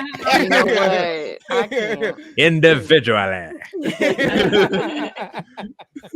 All right. They were looking for you, Chill. They were looking. They was like, "Where's Chill at?" Have a good day, Oh everyone. my God, Good night. Good night. Or morning. All right. Well, good morning. Yes. Bye bye. They said, "Where my chill at? Where my chill at?" I had to do a video. Girl, there he is right there. I did a video and I didn't put Jonathan Major's name in anything, and it's monetized and everything's fine. I bet. Oh wow! Isn't that crazy? Mm-hmm. It's a pimp named Chillback. It's a pimp named Chillback. Say it with me now. Say that I was in in all together like a tribe called Quest. I'm just rolling. Thank you. All Thank you, comments for the coming sub. through about Chill. Look. They quiet now. Thank you, Aisha. No, they're not. That's just one. You know, they was like, the "Hey, king where's has Chill?" returned. The king has returned. Not the king has returned. What? The king is here. Do. Talk your talk. It looked like business your done picked up. Business. Damn, He wants to walk into a landmine. He don't know what he just walked into. Yeah, Hold on, wait. I gotta get Chill in the middle, though. Yeah. But the ground shook. And you see the comments go whoosh. The ground shook. Mm-hmm. They like it, yeah. They came here and was like, "There goes my baby." There he goes. And I can't sing either. Let me find out after I put all this energy into reprogramming y'all Negroes. Y'all know that children come in here and set us back 300 years. It's like, Danny, I need me a chillmonger in my life, girl. So yeah, I'm grown, girl. We were having a heated discussion about colorism and how it impacts us as a people. So we was joking, but I was saying how I like really dark men and and so here you come looking like pretty Ricky Fontaine, and they call me, pretty Ricky with the ringlets over here. I got this go. I'm here. Can I bring it back to something serious? Yes, you can bring it back to something serious. Let's go back. I hope he's lying when Jonathan Majors is lying when he's like, I was contemplating self, you know what I mean? Deleting. Pruning from the timeline. Prune. I wish. But he said that earlier. He said he was talking about that when he was younger. He said he don't think about that no more because he's been working on that. Right. But I think people eat that up. Like that's what that was the Ezra Miller thing. Oh, better help, self-help and all that stuff. And I know what Danielle was talking about when it comes to men's health and how we downplay it. And so right now I'm being somebody who's like, I don't know, not what we should do. What we should do is be like, yeah, okay, get that situated. It's perfectly normal. We support you. I want to know that he was lying when he said all that stuff. He was only trying to say, hey, I'll kill myself if you report it, just to like manipulate. I want to know that on the text. Oh, okay, yeah. I see what you're saying. Oh, I see what you're saying, right? And I think we missed that opportunity because I don't know if they're going to revisit that text again. Yeah. But then, I mean, how could he say he was? Because if he says that on the air, then everything else he said is a lie too. So it's like you can't win for losing. Yeah, I still want to know that he's a perfectly fine person who never contemplates taking himself. all that about I'm seeking help and I'm in therapy, all that stuff is just for performative stuff, just for show. I don't think so, Chill. I'm just being real. I don't think so. I really don't think so. Because you have to understand the psychological mind F that goes back and forth in toxic relationships. Mhm. And he talked about being high and low. I mean, I want us to look at this situation. You're talking about a black guy from Texas over in London, small town in Texas, over in London. The only people that he knows are the people that he works with. He doesn't have any types of friendships and things over there. He's meets this girl, he's with this girl. The honeymoon period was the honeymoon period. Now they really start learning each other and they realize, we don't mix like that, because she has her lifestyle that she wants to continue to live. He has his lifestyle. He is an introvert. And if anybody is an introvert, we're sociable people, but we don't hang out like that.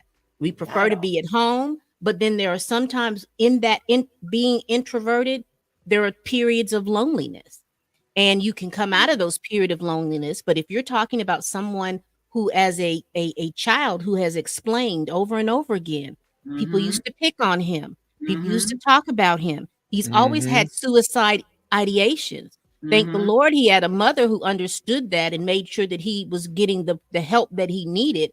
But that doesn't mean that those ideations don't go around. So can you imagine back and forth having to deal with what you have to deal over here with Marvel, with your coworkers, and then coming home and you want some peace in the house, but there's two drunk folks in the house?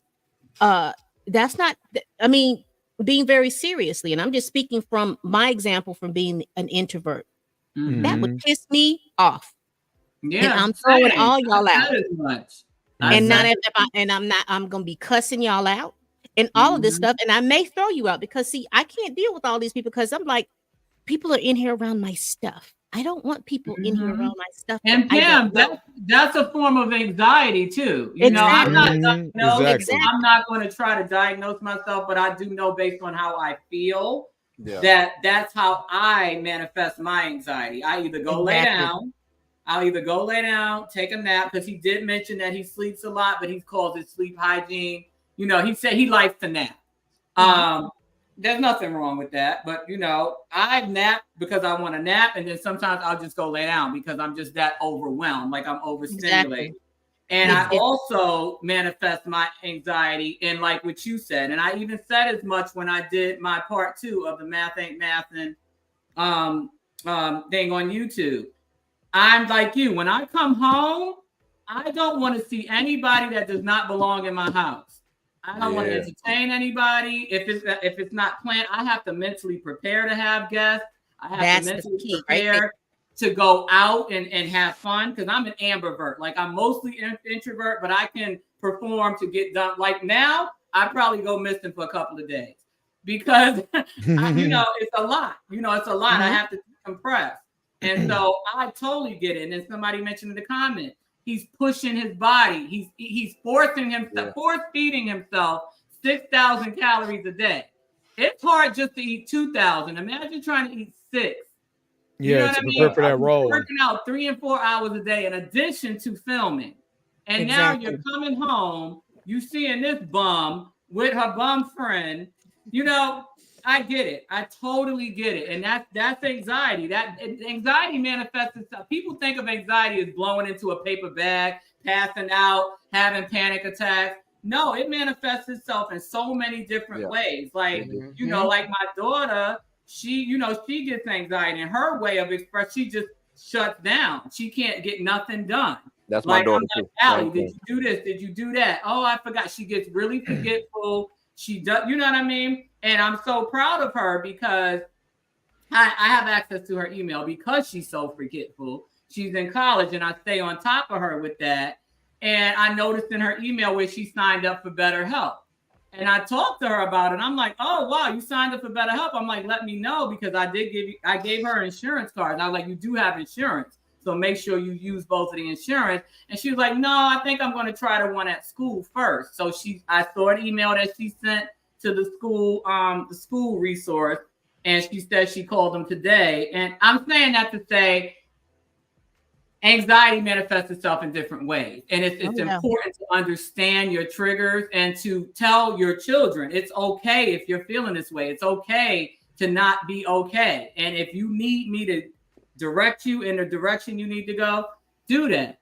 But, you know, we got to break that stereotype about what anxiety looks like and think that just because you don't blow into a paper bag or sweat bullets or pass out that you don't have it. Everybody has it in different ways. Procrastination is a big symptom of anxiety because you just can't get anything. You get so overwhelmed that you don't do anything. Done. That's why when I come back and I tell y'all life be lifing, that's a lot of that procrastination is coming up. And then I'll look around and I got so much stuff to do. I mean, I just sit and just be like, I can relate to that. Yeah. You just go lay down like me. I'll just go lay down. Just, you know, and I'll get back up and I'll get a little refocused and I'll, you know, I have a little list board that I have and I only put 3 tasks a day. And I'll go through one of those tasks and then I'll just add another one as I go. And I don't, you know, because that's what my therapist told me. You know, don't try to overwhelm yourself with a list with 10 things to do because you're gonna get stuck. I do 3 things and then I finish one and I keep it moving. Do another one, add another one, and just keep it moving. But like I said, when I get so anxious, I go lay down. I just go lay down. For me, this is actually a part of my therapy. Me starting my podcast and doing my podcast and the way that I've been doing it. This was something that helps me with my anxiety a lot because I get overwhelmed in my head and there's 1,000 thoughts going on in my head. But I get on my show, whether it's in the morning, whenever I got to do it, and I get to like just go.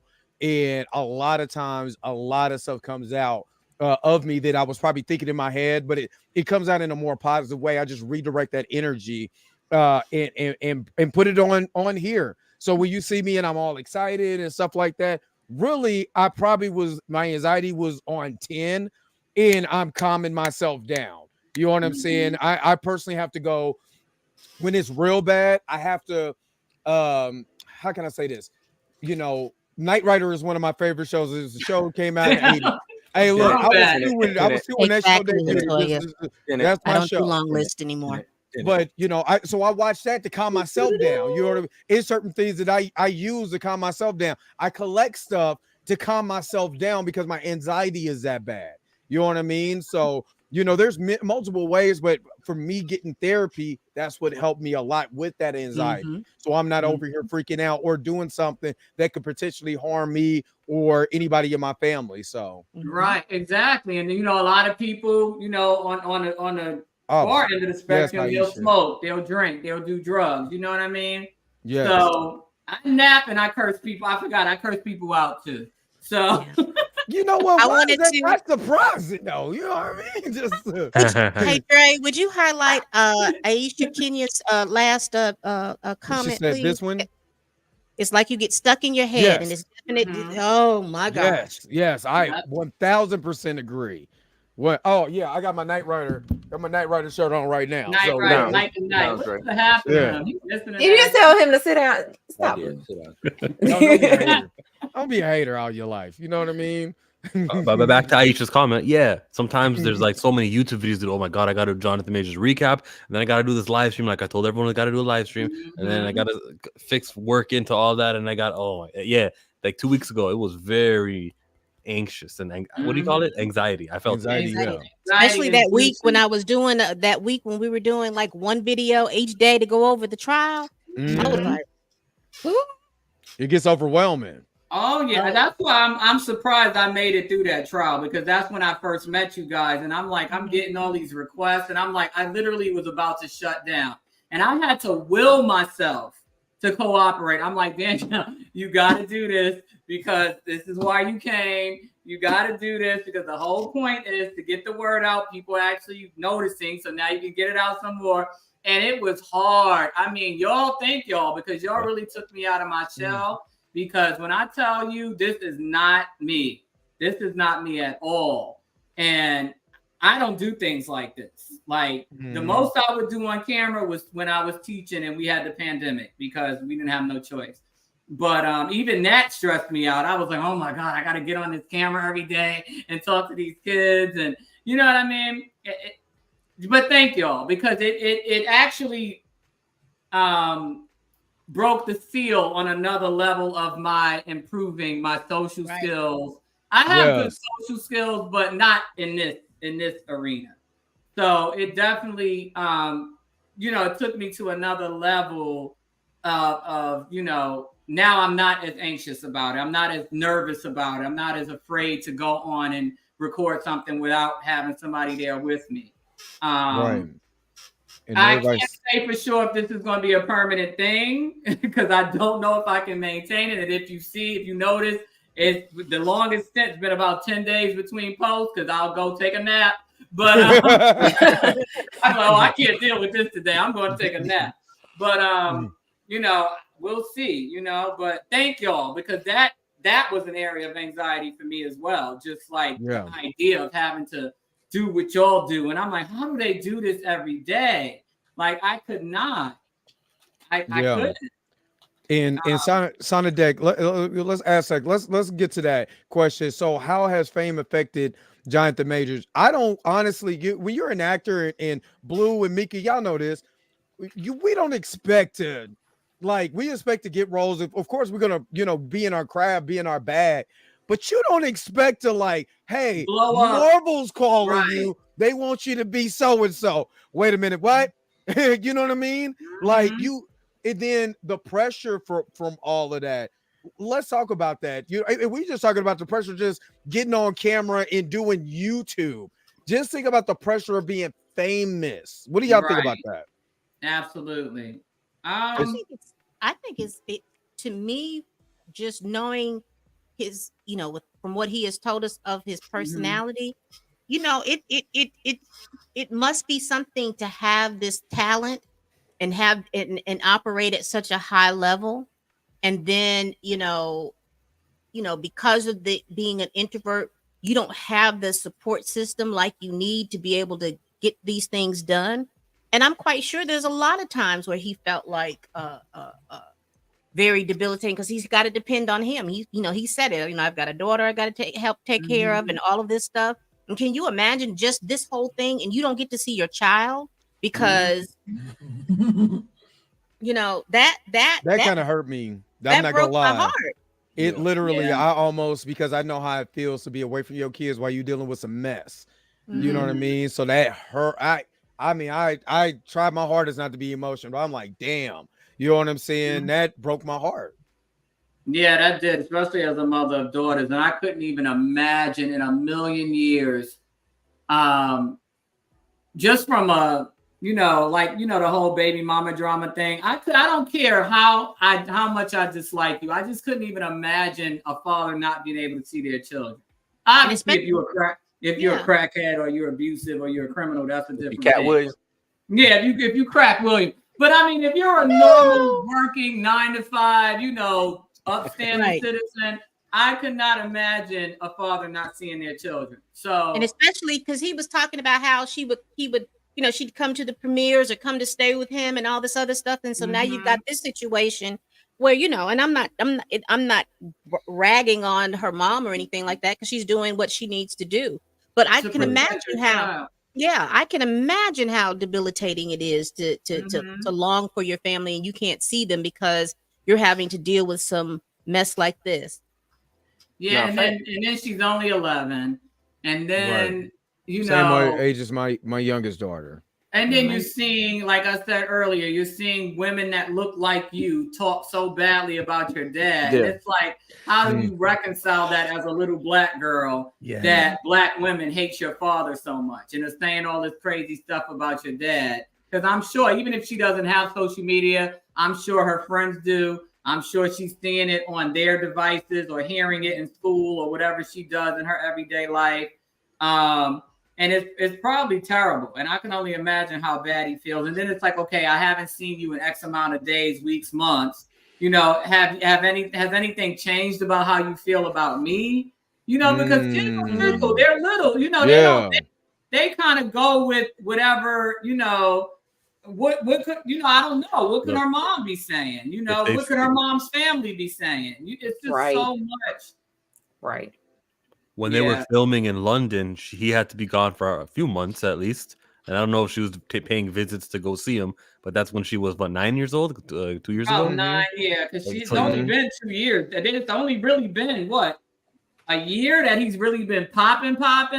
Something like that, yeah. A year and a half? That's why it's so crazy, because it feels like he's been around forever, but it's only been about 18 months that he's been really popping. And most of that, 8 of those months, he's been in this situation. So exactly. Yeah.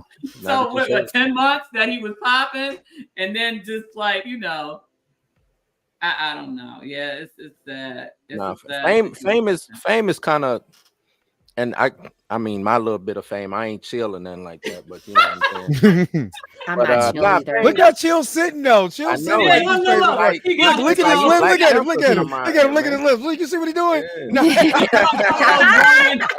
That's right, Chill. Turn that video off. Well, I was like, look, you doing it. You doing it. He over here looking like Michelangelo's David.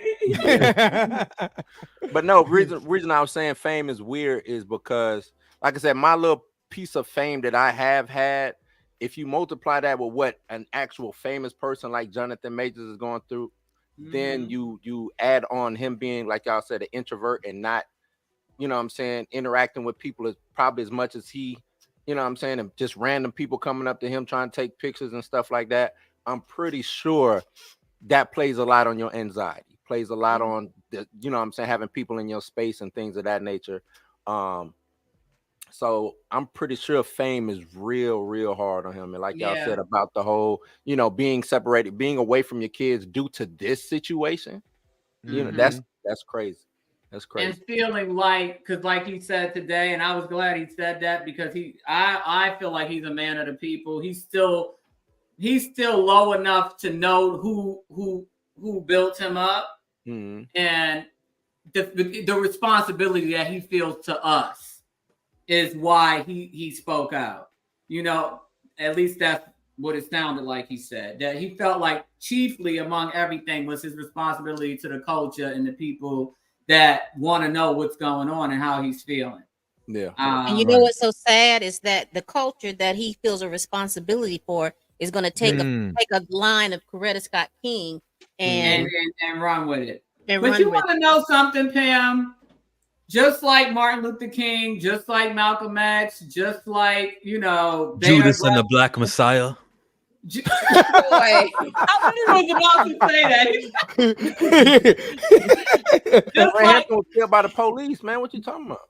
Just like Harriet Tubman, you can't take everybody with you, right? There were plenty of people that Martin Luther King died for that still side with the oppressor.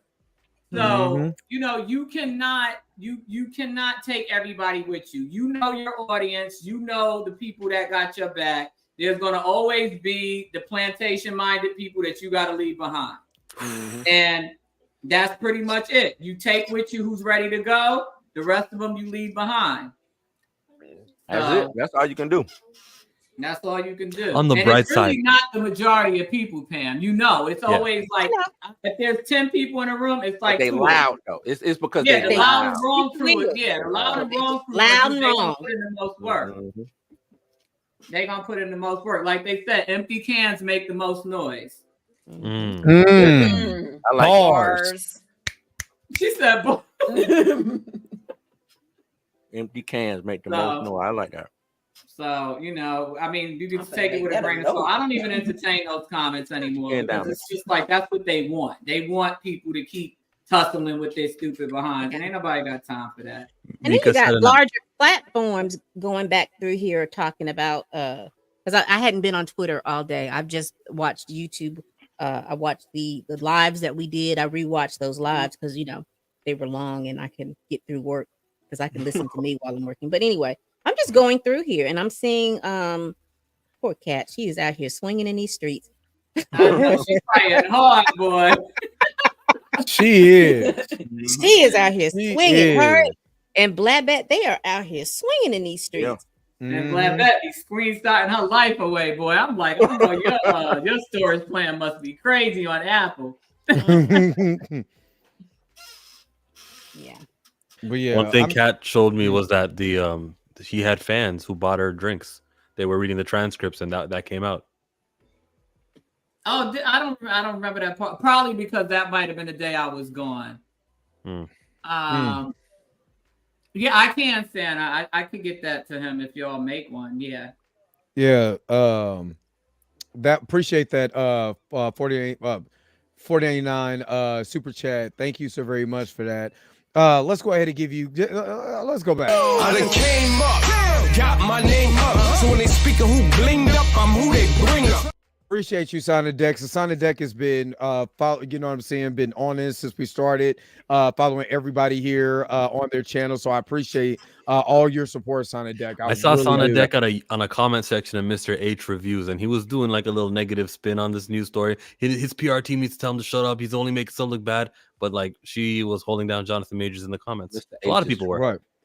So do you think, so let me ask you guys this. So Pam, since you just chimed in, do you think this interview has helped or harmed Jonathan Majors so far? I think he did what I said last night. As long as he sticks to the fact, he takes the whatever accountability that he has, be very mature. It can't do anything, but it didn't do anything to help him. I mean, if you take out the Coretta thing, this man sat up here and basically said, I was in a toxic relationship. I should have let that go. I took responsibility. He told the truth, because now here's the thing. He said he never let go of the phone. So he always had the phone that she jumped on him. So everything that, because you know, remember they asked him a question about why didn't you get on the stand and testify? He said because of the driver. The driver said, yeah, he literally said, but the driver said everything that I was gonna say. What did I need to say? So I think it helped him. You have to understand, a lot of us are mind F to believe that we need to always be quiet and to be not, the word is not humble. There's a word under that. Docile. Thank you.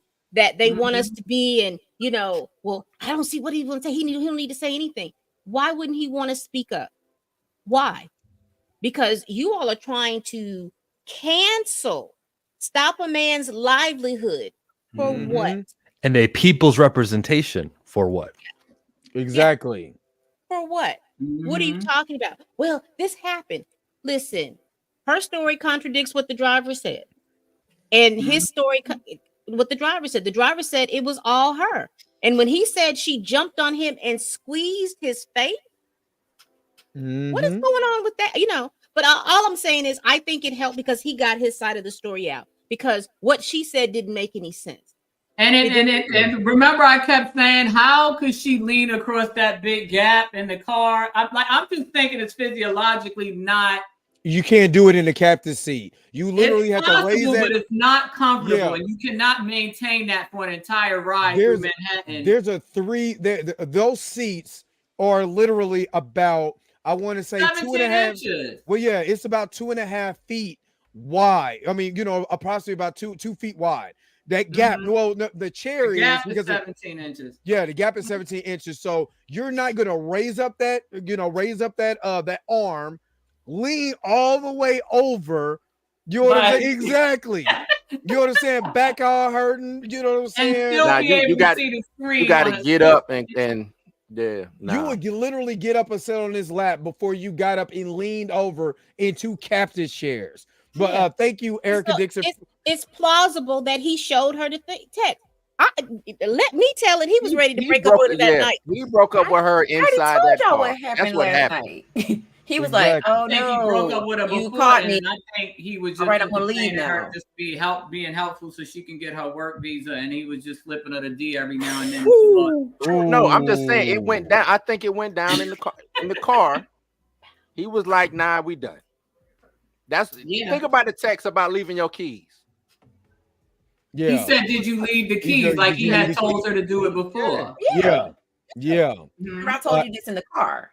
I told you this. Like, where's my keys?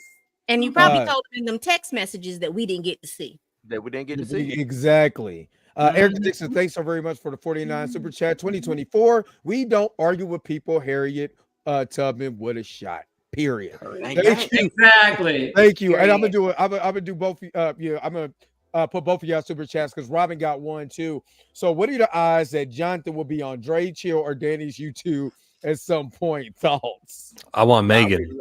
Yeah, I bet. Wow. But I know who wants you to. Wait a minute. Did you see chest pop out a little bit more when he said, "I want Megan"? Yeah, I saw Megan. that. Yeah, Hold on. he was Oh, like, we're gonna talk about Shazam and the character of Darla. like, I want Megan. You brought it back to That's exactly how you like did that. Let me find out Chill like him some vintage women. Okay. Not vintage. No, it's a plan. See, Danielle, Oh, we'll split them up. Danielle, you're gonna get Jonathan. I'll get Megan. Everyone's happy. Okay, good. I get a young one, you get an old one. You know, it's all right. Oh my Lord. Let me go ahead and shout out these super chats. Thank you so very much. I done came up, got my name up. So when they speak of who blinged up, I'm who they bring up. Thank you so very much for the super chats. If Megan is seasoned, well, I mean, hell, I don't know what the hell I am now. You know, Chill is not giving you the link. Can you screen share me? Oh yeah. Vintage, We get back, I don't know. Let's get back on track because what we mentioned about what the driver said, yeah, that was very important to hear Jonathan himself say it, and it's not in Urdu with a translator that she was doing everything, he was doing nothing. Look, You chose not to take the witness stand. Why? Yes,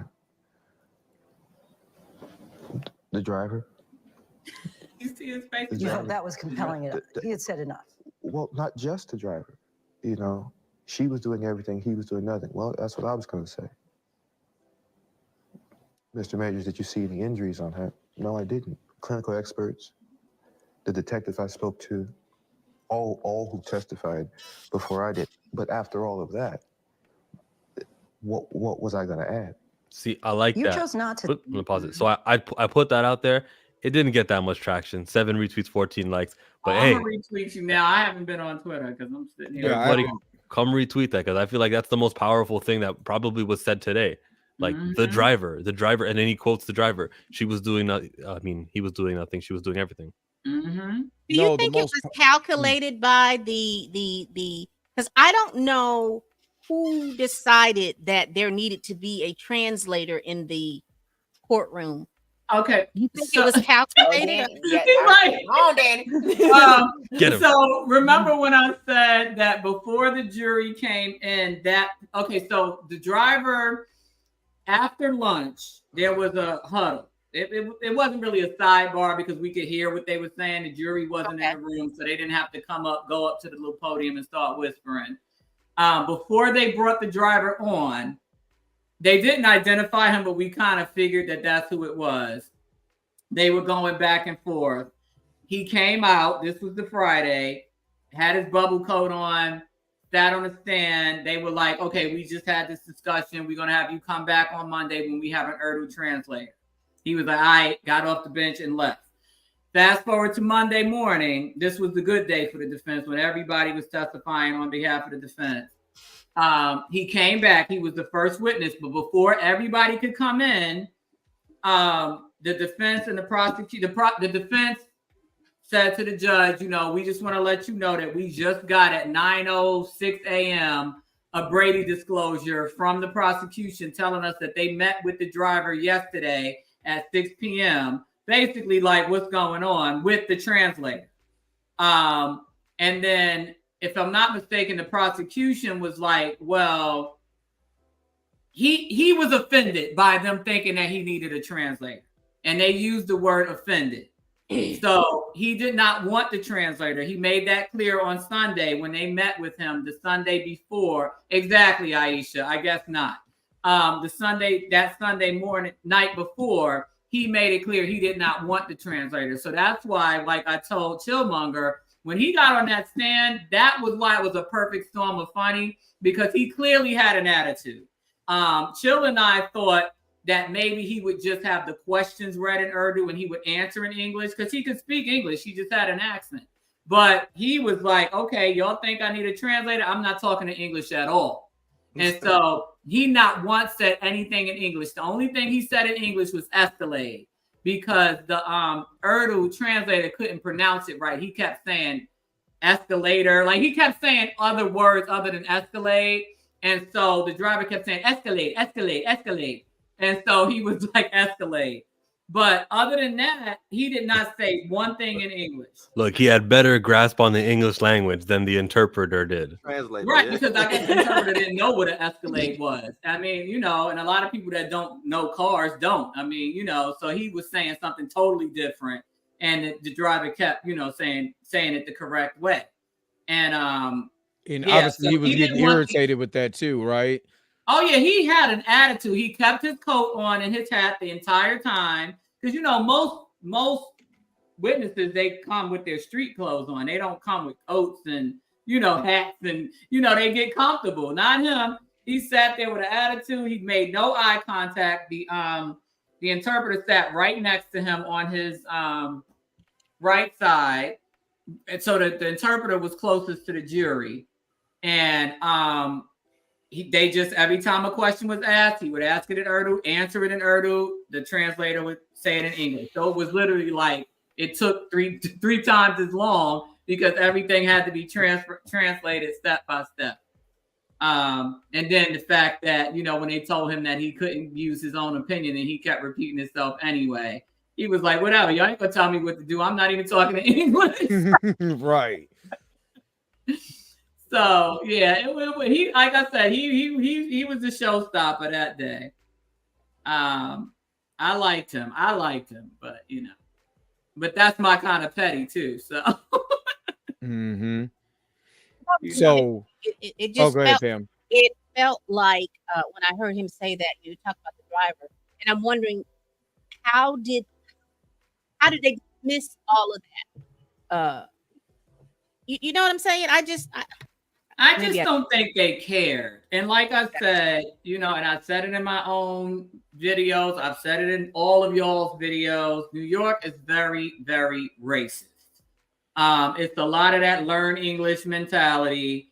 Nobody want to hear from nobody that don't know English or that they perceive doesn't know English. And that's why I'm feeling like that might be another appealable thing, because you had these people thinking that he didn't know English, which frustrated them, having to sit there and listen to every question and answer translated. So it took 4 times as long to get the testimony out than it would have if you would have just asked them directly.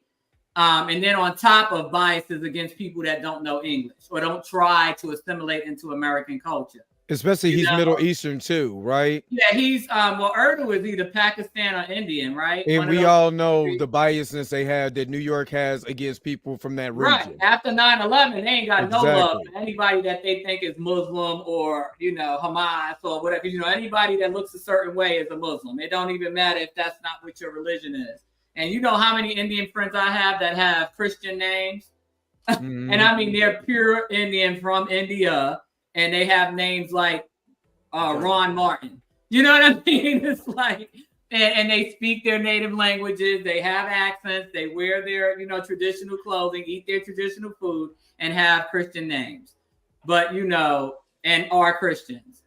But, you know, it's just those stereotypes. And it's really bad in New York. People think these liberal cities are not racist. And I said, you can be anything you want in New York City except a black man. And that's just facts. Cold-blooded. Yeah, Sikhs do get it bad. They get it real bad because they wear the turbans. And so, you know, Sikhs are not even Muslim. And as soon as you see the turban, you think they're Muslim. It's like, what? Craziness. But, yeah. All right. Do y'all have any other questions, or are we you want to take questions from the chat? If y'all want to ask us some questions, we're about to we'll give about 18 more minutes before we wrap it up, because I've literally been in this chair all day since the middle of last night. So, you know, this is a job now. 4 hours this morning. How many? Almost 3.5 hours. Just 10 hours. Yeah, that's more. That's my work. That's my work schedule. You know, I work either 10 to 11 hours, you know, or more. You know what I'm saying, a night. So, why did somebody just DM me talking about I apologize for calling you a bad wench? Wow. When was that? Did I miss it? When did that happen? Wow. Hey, at least you got your apology, but Right, thank you. Maybe it's somebody in this chat that feels bad for me for dating one white guy.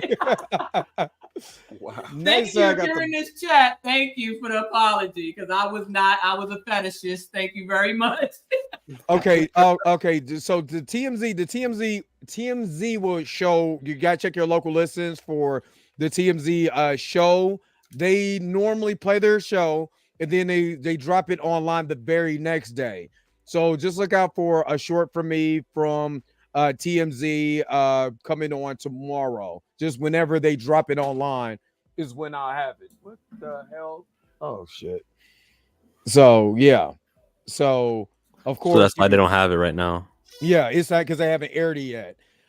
They literally, if you wasn't on the live stream this morning, they literally hit me up. I'm talking about right when we're wrapping this up, saying, "Hey, do you want to get on?" And I'm like, "Oh shit!" Like normally they hit me up in the morning. I gotta go. TMZ called me, man. Yeah, I mean, shit. I mean, you know what it is. You know, important. I'm not mad. Wait a minute. I was on here for 4 hours. Hold up. I gave y'all 4 hours. I got what my man say. I got the bus driver butt. You know what I'm saying? I'm over here just cheeks numb, and they're like, "Hey, I gotta go." I can't feel my legs. So, she said, oh no, wait a minute. Let me get to some of these. Danny, I think you said it a while back that her parents showed up and left. Yes, they did. Okay. They looked like they didn't even really want to be there. The first day that we thought, the first day of the actual trial, when the digital analyst for the DA came on the stand talking about metadata and geolocation, I think she was supposed to come out that day, but they took so long that she didn't. But they were sitting there then, and they got up and left. And then the next day she came on the stand. They stayed for that day. They stayed for the day after. But then by the time I got back Friday, I think they were going. Most of them were going Thursday. They were definitely going Friday. And I looked at them when the defense asked her about the parents having a problem with her alcoholism, and you could kind of see where they were like, So I just think they showed up just because they kind of had to, but I don't know if she has a good relationship with any of them, honestly. The sister included, because the sister didn't answer her calls when she had to leave, and she needed somewhere to go. Absolutely. Ramar Robinson said, "How long do they have to submit an appeal? What's next?" Hey, Ramar, 30 days, so they got another week. I feel like it's done or it's getting done. He said he submitted. He said it in the longer interview. It's submitted. Yeah, they submitted the appeal, which I said me and you talked about that. As soon as that trial was over, he got, they said guilty. They was already like, let's get the appeal. And I believe you and that's what the conversation that you and Kirby had. That hey, throw everything in the kitchen sink. You know what I'm saying? I mean, just like I said, the ticket, I'm not really worried about the harassment because it's literally a city violation. Yeah, it's the assault. You get that off, and again, I think that brings it back to, I believe that's why ABC had this interview with him. He wins that appeal, then you can't say this man has an assault case. He won his appeal. He was exonerated from that. And the harassment charge is a city violation that anybody could get. Then, now you could be able to pitch to the shareholders, the people at the Bob Igers, you know what I'm saying, that's in Disney, and say, well, yeah, we can bring this guy back. He did everything he needed to do. Let's bring him back onto the fold. So I think that's what's going on. Yeah. Okay. Somebody asked a question about if the appeal gets turned down, what's next? That's it. It's going to be whatever the sentencing was going to be. And you only get one chance at an appeal, and that's what worried me. I'm hoping that, and I said as much on my own thing the other day, I'm hoping that appeal was written before the trial even started. and that all they had to do was go in and just tweak it. I'm really hoping that they didn't just go in and crash out on, because when you rush and do things, you tend to miss stuff, forget leave stuff out. I feel like I would have taken the preemptive measure of just listing out all the possible reasons why they could have convicted him and work down the list. And then once we know what you get convicted of, just delete what we don't need, so that we're not sitting here cramming it in. And because you only get one chance. And that's where paralegals come in. We're not only a second set of eyes, we're the people that's actually typing this stuff and compiling the exhibits and the trial notebooks and sending out the subpoenas and we do all that. Y'all just show up at court and talk your shit. So, I'm hoping that it seemed like they only got 2 legal assistants. They don't have paralegals, so that kind of worries me too. But I don't know. I'm praying, like legit praying that it gets tossed out. But I don't know who the appellate judge is going to be. I don't know. With their it's not going to be in that same. It's not going to be in that same district. I know that. No, it's the appeals court division. It's a whole different judge. But I don't know. Because I look. Once a week or so, I go into the case information and nothing's updated. So we don't even know what judge has it. I guess I could check something else. I'll double check and I'll send it to y'all if that's something y'all want to look at or talk about. But all I'm gonna say is big bank play little, take little bank. Somebody gonna go in there and be like, "Hey, judge, you got this appeal, right? Yeah, go ahead and here's a quiz dub. Go ahead and make it happen, partner." No, not a dub. That's all it takes is a dub. Sometimes it takes a fresh wet dub. Here you go. Right. There's no jury for an appeal, bro. There would only be a jury if he wins the appeal and they decide to grant him a new trial. I'm hoping that if he wins the appeal, they just let him leave and live his life. But if the appeal, if they make a compromise and say, okay, well, we can't let him just walk away, so let's just grant him a new trial just to save face, so the prosecution can save face. Who want to do a new trial on a misdemeanor? Nobody. But nobody. The good thing is, though, we already know the prosecution strategy. They've already showed their hand. We know that's all they got. So we already. You could even charge her, Stephanie, for new things, right? Because criminal mischief was one of the charges, and I don't know what the other charge was. Assault. Is the statute of limitation on that? No, I'm saying forget those 2 charges. I'm saying forget that. She did other things. So find out 3 other things that she's worthy of being charged of. Harassment got to be on there. There we go. So harassment, everything. Now she's over in England. Does she really want to return to the United States of America just so she can get arrested and put with a criminal record? She did it the first time because the DA promised. We know that the DA promised, because we're not idiots. We know that they promised, yo, listen, we're gonna just take care of all of those charges for you should you become our witness. This next trial that he's about to do, put some new charges on her and make sure that you're the one charging, and it's not like it's not up to the DA. And then there you go. Now you can do the court case again, no witness, and you don't even got to take the stand again. Absolutely. And the full interview was coming out on Thursday. If I'm not, I think it's this Thursday. On that Hulu channel. On Hulu. I guess on that Hulu channel. Yeah, this Thursday on Hulu. Yeah, but in terms of the appeal, it will be separate from any civil suit. So if he wants to do defamation, if he wants to do torture, here we go with my tongue tied. Tortious interference in terms of his business relationship with Priya Sadiani. Those are separate cases. Those would not be a part of the appeal. The appeal is just to address the 2 charges he got convicted of and either get him a new trial or just get the whole thing kiboshed off his record. I'm feeling like a compromise would be for the appellate judge to say, because they don't like to go against each other. That's one thing they don't like to do, unless it's something really crazy, like abortion legislation or something, that would impact the whole country. They don't like to go against each other. So a lot of times they'll compromise, and a compromise would be granting him a new trial versus just wiping it clean and saying it never happened. Obviously that's what we want. But I feel like because they don't want to go against each other, and those are lifetime appointments, they know each other for decades and decades to come. You know, they don't want to, you know, kind of backbite one another and stuff like that, especially because it's so low level. I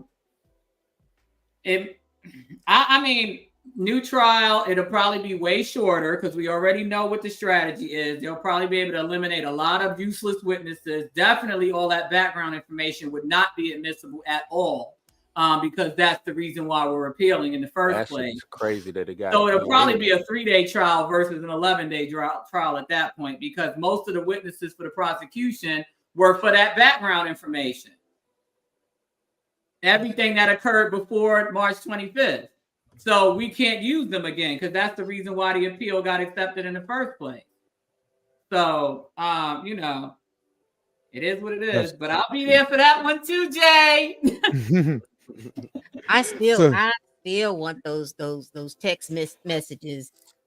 But you want to know something? That might be why they still haven't released a lot of certain things, especially his stuff.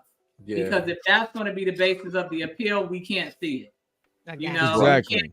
we can't hear that. We cannot hear that body cam audio because I'm positive that's going to be part of the appeal. Absolutely. We can't see his text. If they don't get that appeal, watch, there's going to be a lot of leaked stuff though. Oh yeah. Oh yeah. As soon as TMZ have it.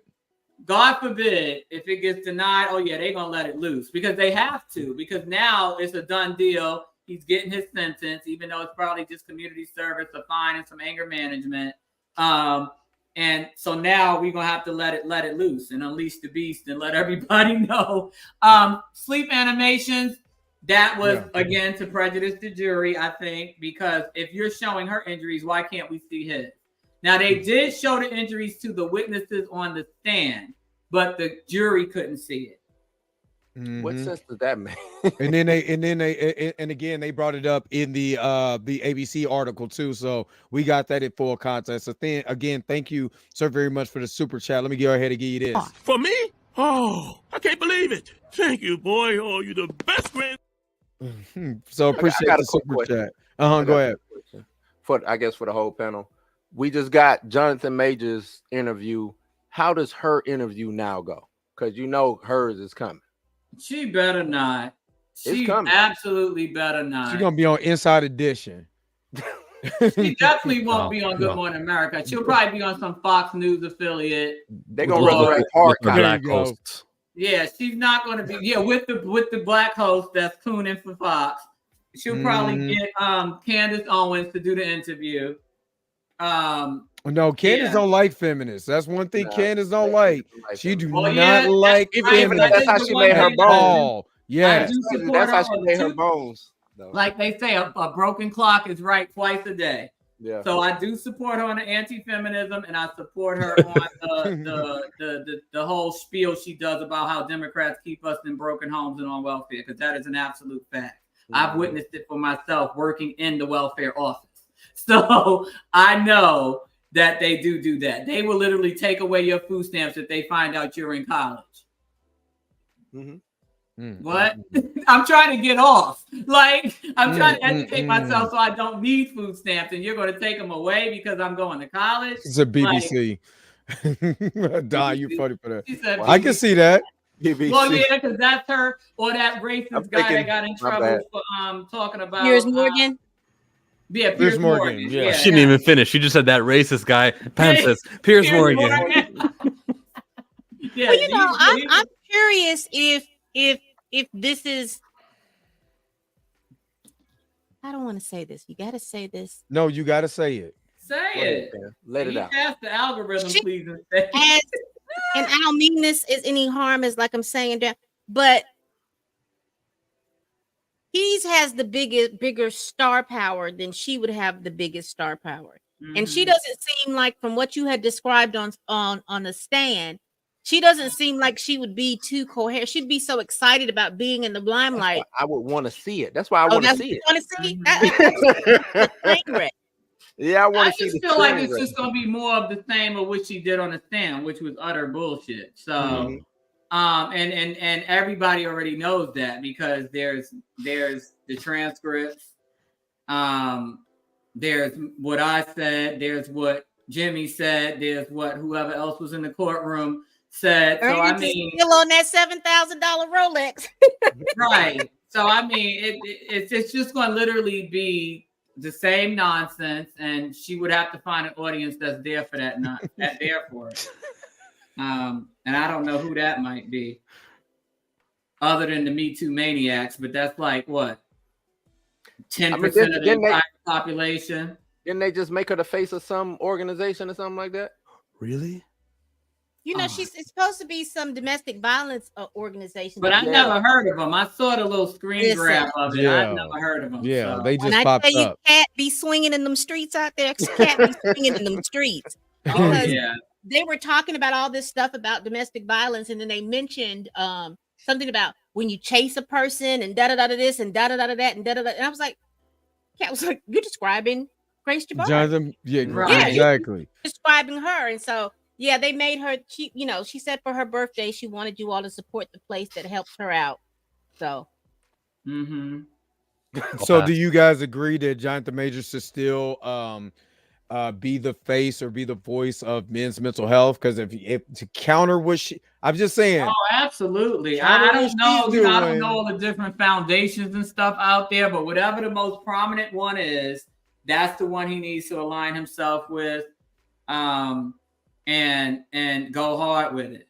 And again, whether people believe it or not, like Chillmonger said, he hopes he was lying. It doesn't matter because it's necessary. Yeah. Mm-hmm. And it helps that that's his mom's line. That's her profession. That's what she does. So it'd be easy. Right. It's not even like they could say he pulled it out of his ass, because that's his mom's actual job.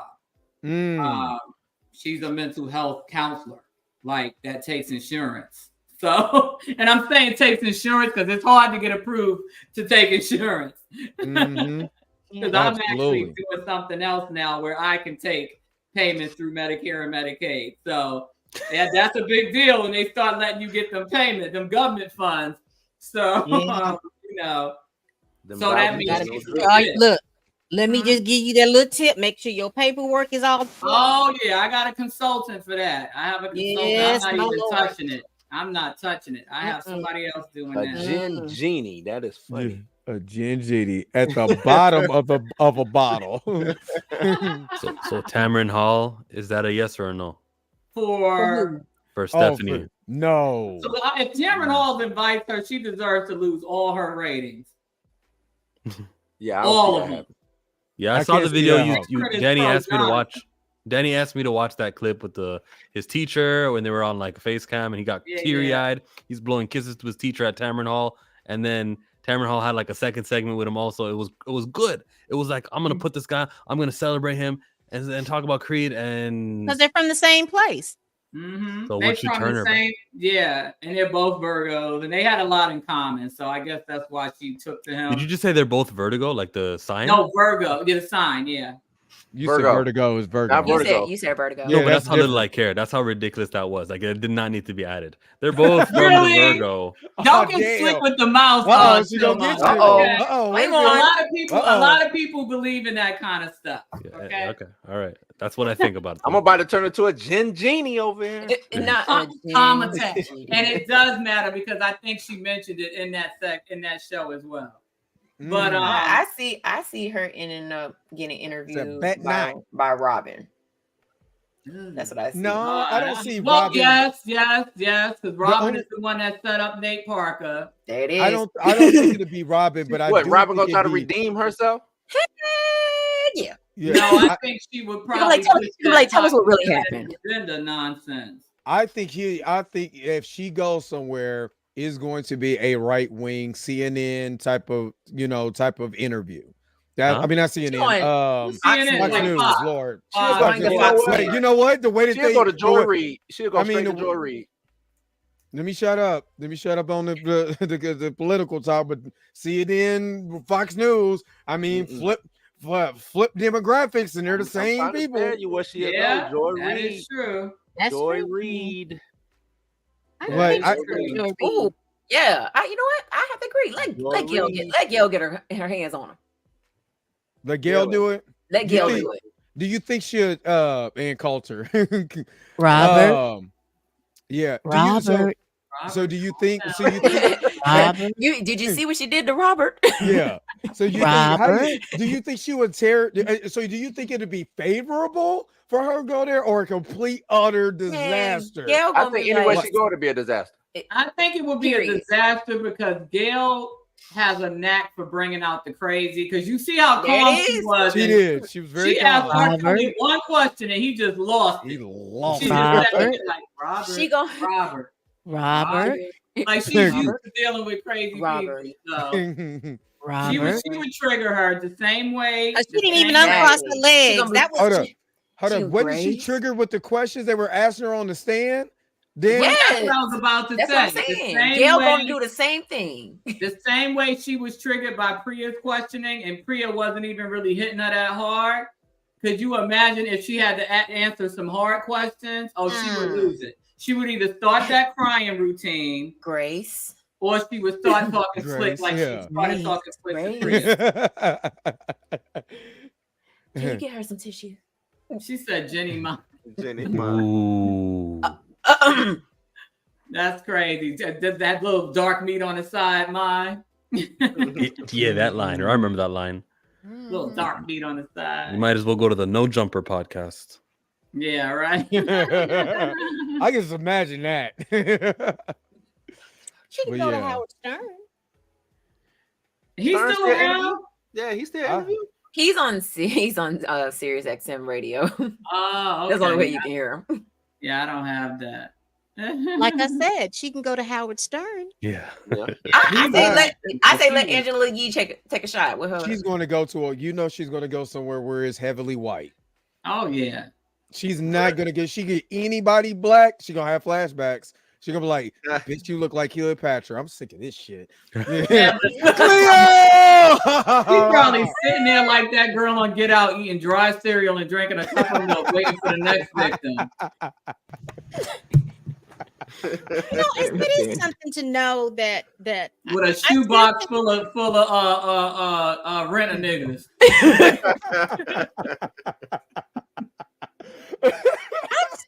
I am still dumbfounded that she really sat there and called this man's manager to confide in this.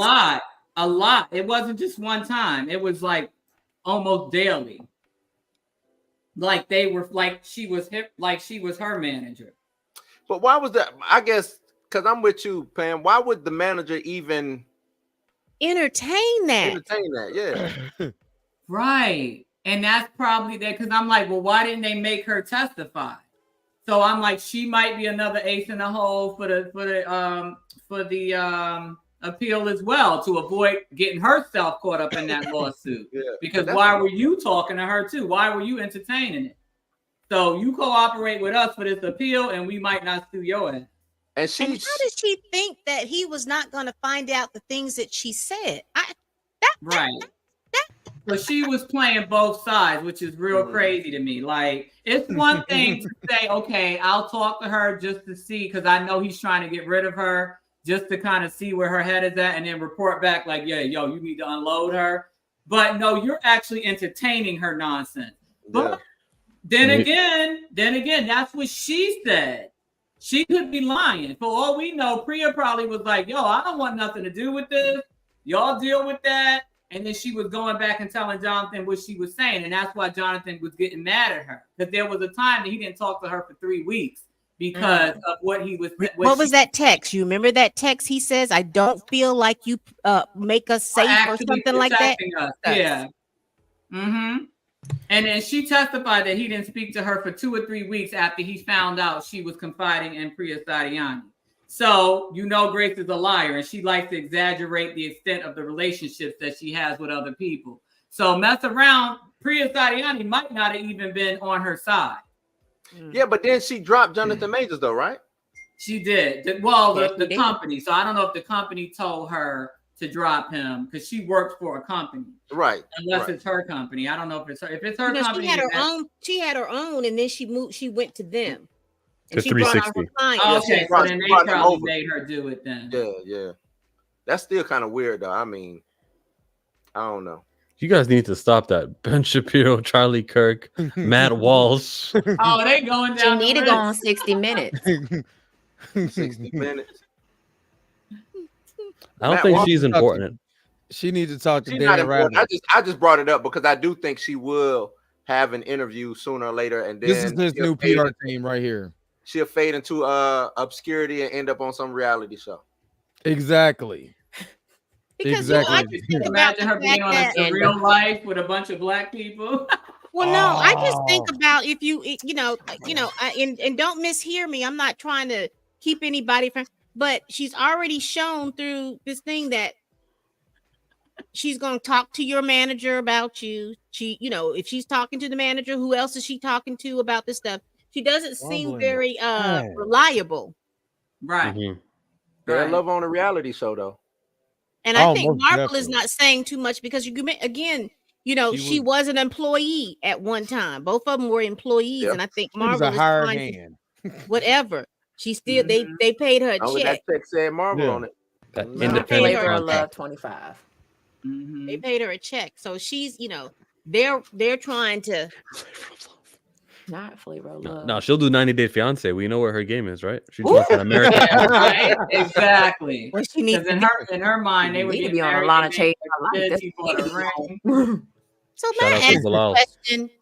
So for you all that work in the entertainment business, so when you have a manager, and let's say that you need to acquire a work visa, would that manager be of an assistance for you to get that? It's the employer. So I know just in general, everyday employee, because it's still a job. It has nothing to do with whether it's entertainment or not. That's why a lot of times when you apply for jobs, they say, do you need sponsorship? Yes or no? And usually if you pick yes, you ain't getting that job, but they don't want to pay for it. I have a lot of East Indian friends, a lot of friends from, different Middle Eastern countries. And a lot of them are here on work visas. So basically the company has to be willing to pay to sponsor you to work for them. Gotcha. And usually it's tech companies that'll do that. Tech, maybe hospitals for like physicians, or you're not going to get that too much on acting and things like that. And that's probably why, and the defense asked as much, why that Jonathan was going to try to help her do it. Versus a company, because a lot of companies ask that question. How is he going to help her? How is he going to help her get a work visa? I don't know if it's through his production company and he was just going to pay for it, because he has his own production company. So I don't know if he was works for him and he was just going to pay money, because employers don't want to pay that money. It's expensive. Yeah, the company can sponsor. That's what when I was contracting. And right before I was supposed to go over to Iraq, that's who paid for that visa, was the company. Yeah. So. Oh my God! Thank you, Tora Reloaded. Great value, Uma Thurman can go take a trip in Lake Lanier. Not Lake Lanier. Not Lake Lanier. Hey, Lake Lanier will take her out. Right. She ain't coming back. Where is Lake Lanier? Take us in Georgia. That's in the Atlanta area, north of Atlanta. The lake is supposedly haunted. That's the lake. That's the one they flooded the whole community. All black town. And they not playing. The ancestors is drowning people up under their graves and old homes. It's houses. If you ever go on there, you can actually see the houses still down there. You can see the houses. She do look like great value. Yeah, she sure do with them fish eyes. I can't unsee it either. I cannot unsee it either. You gotta give Tareen that $5, man. Thank you for that one. I done came up, got my name up. So when they speaking who blinged up, I'm who they bring up. Hey, you earned that one, dog. Yeah. That was a good. I never heard this story ever. Why isn't this a movie? They flooded it. All the people didn't. They only gave us a certain amount of time to get out, and they flooded some people under there. They flooded people because they didn't give them enough time to get out. Yeah, because that lake is a water source too. Right. Wow. And yeah, there's houses, graves, go in everything Lake up Lanier underneath and there. never come out. Wow, wouldn't that be a hell of a? This is the Mika G. Wouldn't that be a hell of a horror movie? Hey, look! Every time I see a Lake Lanier story, I be like, "Yo, that's." Oh my gosh, he does. Sure do. Oh, wait a minute. Her eyes are not blue. I thought she had brown eyes. Why was she looking like? That's Right. That's what I don't know if Uma she's on brown contacts or if those are blue Mm. contacts. But Like she Uma had brown Thurman. hair and brown eyes at the trial, and her skin was darker because she was tan. Mm. So, but you know, somebody. They got on you, Danny, about saying that she was wearing blackface or something like that. And where'd you get that from? And then block me before I could even see it, because that was well over a month ago that she posted that. I'm I was like, you Danny would- ain't say nothing about blackface. She just said that she changed her appearance for the court for coming to court. Right, she looked like an Iranian versus an Anglo-white woman, like she was normally looking. So, Well, she most Just definitely to confirm, there is a horror movie based on Lake Yo, Lanier. you gotta send me that. You It's gotta called send me that. Lanier. You gotta send Oh, it. well, Send it that's to me. easy. Send it to me. Is it I on gotta see Tubi? Is it on Tubi? No. Oh, okay. As long as it ain't on Tubi, we good. And I'm just playing. They got some good stuff on Tubi. They want $6 for that movie. I'm gonna wait. What is on Let Prime? no, I guess yeah. It's on Amazon Prime. Let's see. Yep. They say on Buffy Amazon the Prime. King They want Slayer. $6 for that. They Yeah, wow. Buffy the King Slayer. You know what? Now she was on Kill Kang instead of Kill Bill. You know what I mean? She was Yeah. the bride, most definitely. Oh, nice. Caliber said, "Don't you be hating on Tubi? Don't you do it? Don't Hey, you I'm hate not on hating Tubi." on Tubi. No, I like advocate. Tubi. They have some good stuff. I'm an on there, but advocate you for know, Tubi. A lot of them Detroit movies too. be on one. I'd be Me like, too, oh Mick. my I'm God. advocate for Tubi. I knew about Note to Central self, Park. don't Shut up, go to Blue. I knew about Central Park. This is the first time I heard about Lake Lanier. That's brand new to me. It's a lot of spots and towns, you know what I'm saying, that was Well, eradicated. you know, here to where I live in Alabama, they did that with Lake Martin. Lake Martin used to have there used to be an indigenous population that lived over there, and they flooded that up and made the Are Lake you Martin. serious? they did that There's to a lot of spots. lakes. If you look at what is it, that Lake Havasu over there in Vegas, Lake Vegas, Havasu. yeah.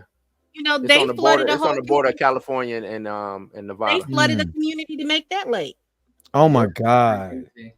Well, you know, here in Tampa, in East Tampa, because that's like one of the worst parts of Tampa, there's a high school on top of 150 graves of Black people because it was a Black cemetery. And then there's also a housing project that they are going to tear down the housing project and relocate the people. There's 120 some odd graves underneath that housing project. They didn't know, I guess. They're not going to tear down the school, but what they did was they turned the courtyard into a memorial. Wow. It's a high school, so you know it has about 3,000 students in it. But wow. And I'm sure there's more. That's just the one that they found, and the ones that they found. But yeah, it's crazy. And you got to know that those if they're older graves, you know, they didn't do the 6 feet under type thing. They probably did buried 3 or 4 on some poltergeist mess. It rained too hard. They floating up to the surface. That's why was like that when Katrina came through. Yeah, well, they was burying 2 to 3 on top of ground. Yeah, well, but sometimes was 2 or 3 caskets on top of each other. Some of them were. Yeah. Because that's how my dad is buried. It just depends on the and that's in New Jersey. It just depends on the cemetery, because if they don't have a lot of space, they'll stack you. Because a lot of my family stacked. They like 4 and 5 caskets deep if in them. Jesus Lord. Katrina was wild, man. Katrina was wild. Wow. Yeah, that's the terrible situation. But you see how they got him out of there. That's why it makes you wonder, was that another Lake Lanier-ish type situation? Because they got them out of there. That whole thing is gentrified. Oh my God. Houses are $500,000 houses now. I hear some stuff about that tsunami in 05 or 04 on Christmas of 04. Remember that? Yeah. I hear that was like a planned little thing that went awry in the ocean, and that's how the water got there, and nobody was prepared for it. Using Stark Tech. What tsunami in 2005? Where was it? Yeah, India, Sri Lanka. India, yeah, I was in the Yeah. Middle East. Oh, They you did a talking whole about that one? movie about Okay, it. yeah. Okay, That okay. was, yeah, I remember You seeing talking the about the one that video. hit Thailand? Yeah, that area. Was it Okay. Thailand? I don't know. I know it was in Thailand. Asia somewhere. Mm-hmm. They showed them on the beach. Next thing you know, they was running and all the water just came. That was crazy. Yeah, I remember that. I remember that. I know what you're talking about now. I remember that. Yeah. What do you think that they were blowing something up down there and push those? It's possible. Yeah. That's all a tsunami is. It's like an earthquake under the water.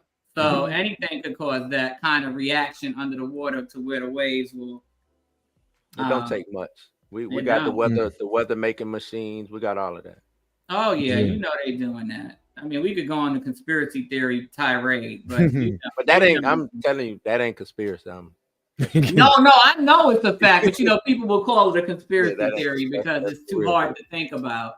Right. Thank you, Ernest Claiborne, for the $5 super chat. Really appreciate it. This is the lab. We're getting ready to wrap this thing up. So I done came up, got my name up. So when they speaking who blinged up, I'm who they bring up. Appreciate that. Last words. You gotta wrap this up. That's it, y'all. I'm going to sleep. Don't call me. Look, I'm trying to think. Do I really want to record anything in the morning? Right. God, dog, I'm tired. Dre, you're bad at closing out, right? You know, just he has a hard time because I don't want to. He's a taskmaster. He be cutting you off. I be seeing people in the comments. Don't rush her. Let her finish. Chiller just cut you. Just all right. We out of here. Peace, all right, y'all. Yeah. So Danny, I don't care about that. Let's go. All right, man. Peace. Let's go ahead and get you for the picture. You gave them the 18-minute warning. You said let your chats in now. All right, 18 minutes expired. You can let go right now. No one needs any last words unless someone has something to promote. Huh? Exactly. I'm always here to make sure that people are promoting what they got. So, Pam, do you have anything? Life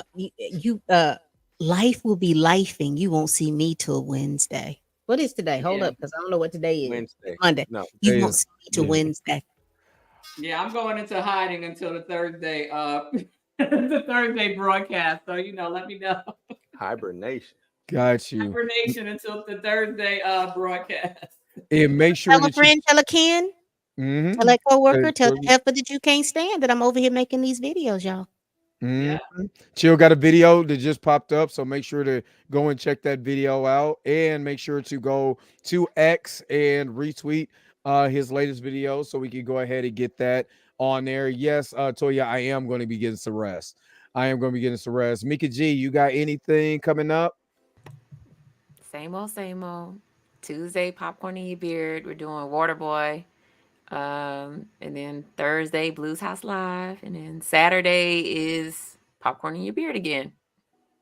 All right. Bluminati, what you got? Be a video probably tomorrow, since I didn't do one today. And Blues House Live on Thursday. Other than that, man, chilling, watching y'all do y'all work. All right, so let's go ahead and get up out of here. Peace, vibe higher to everybody, man. Y'all have a great rest of y'all Monday, man. Let's get up out of here.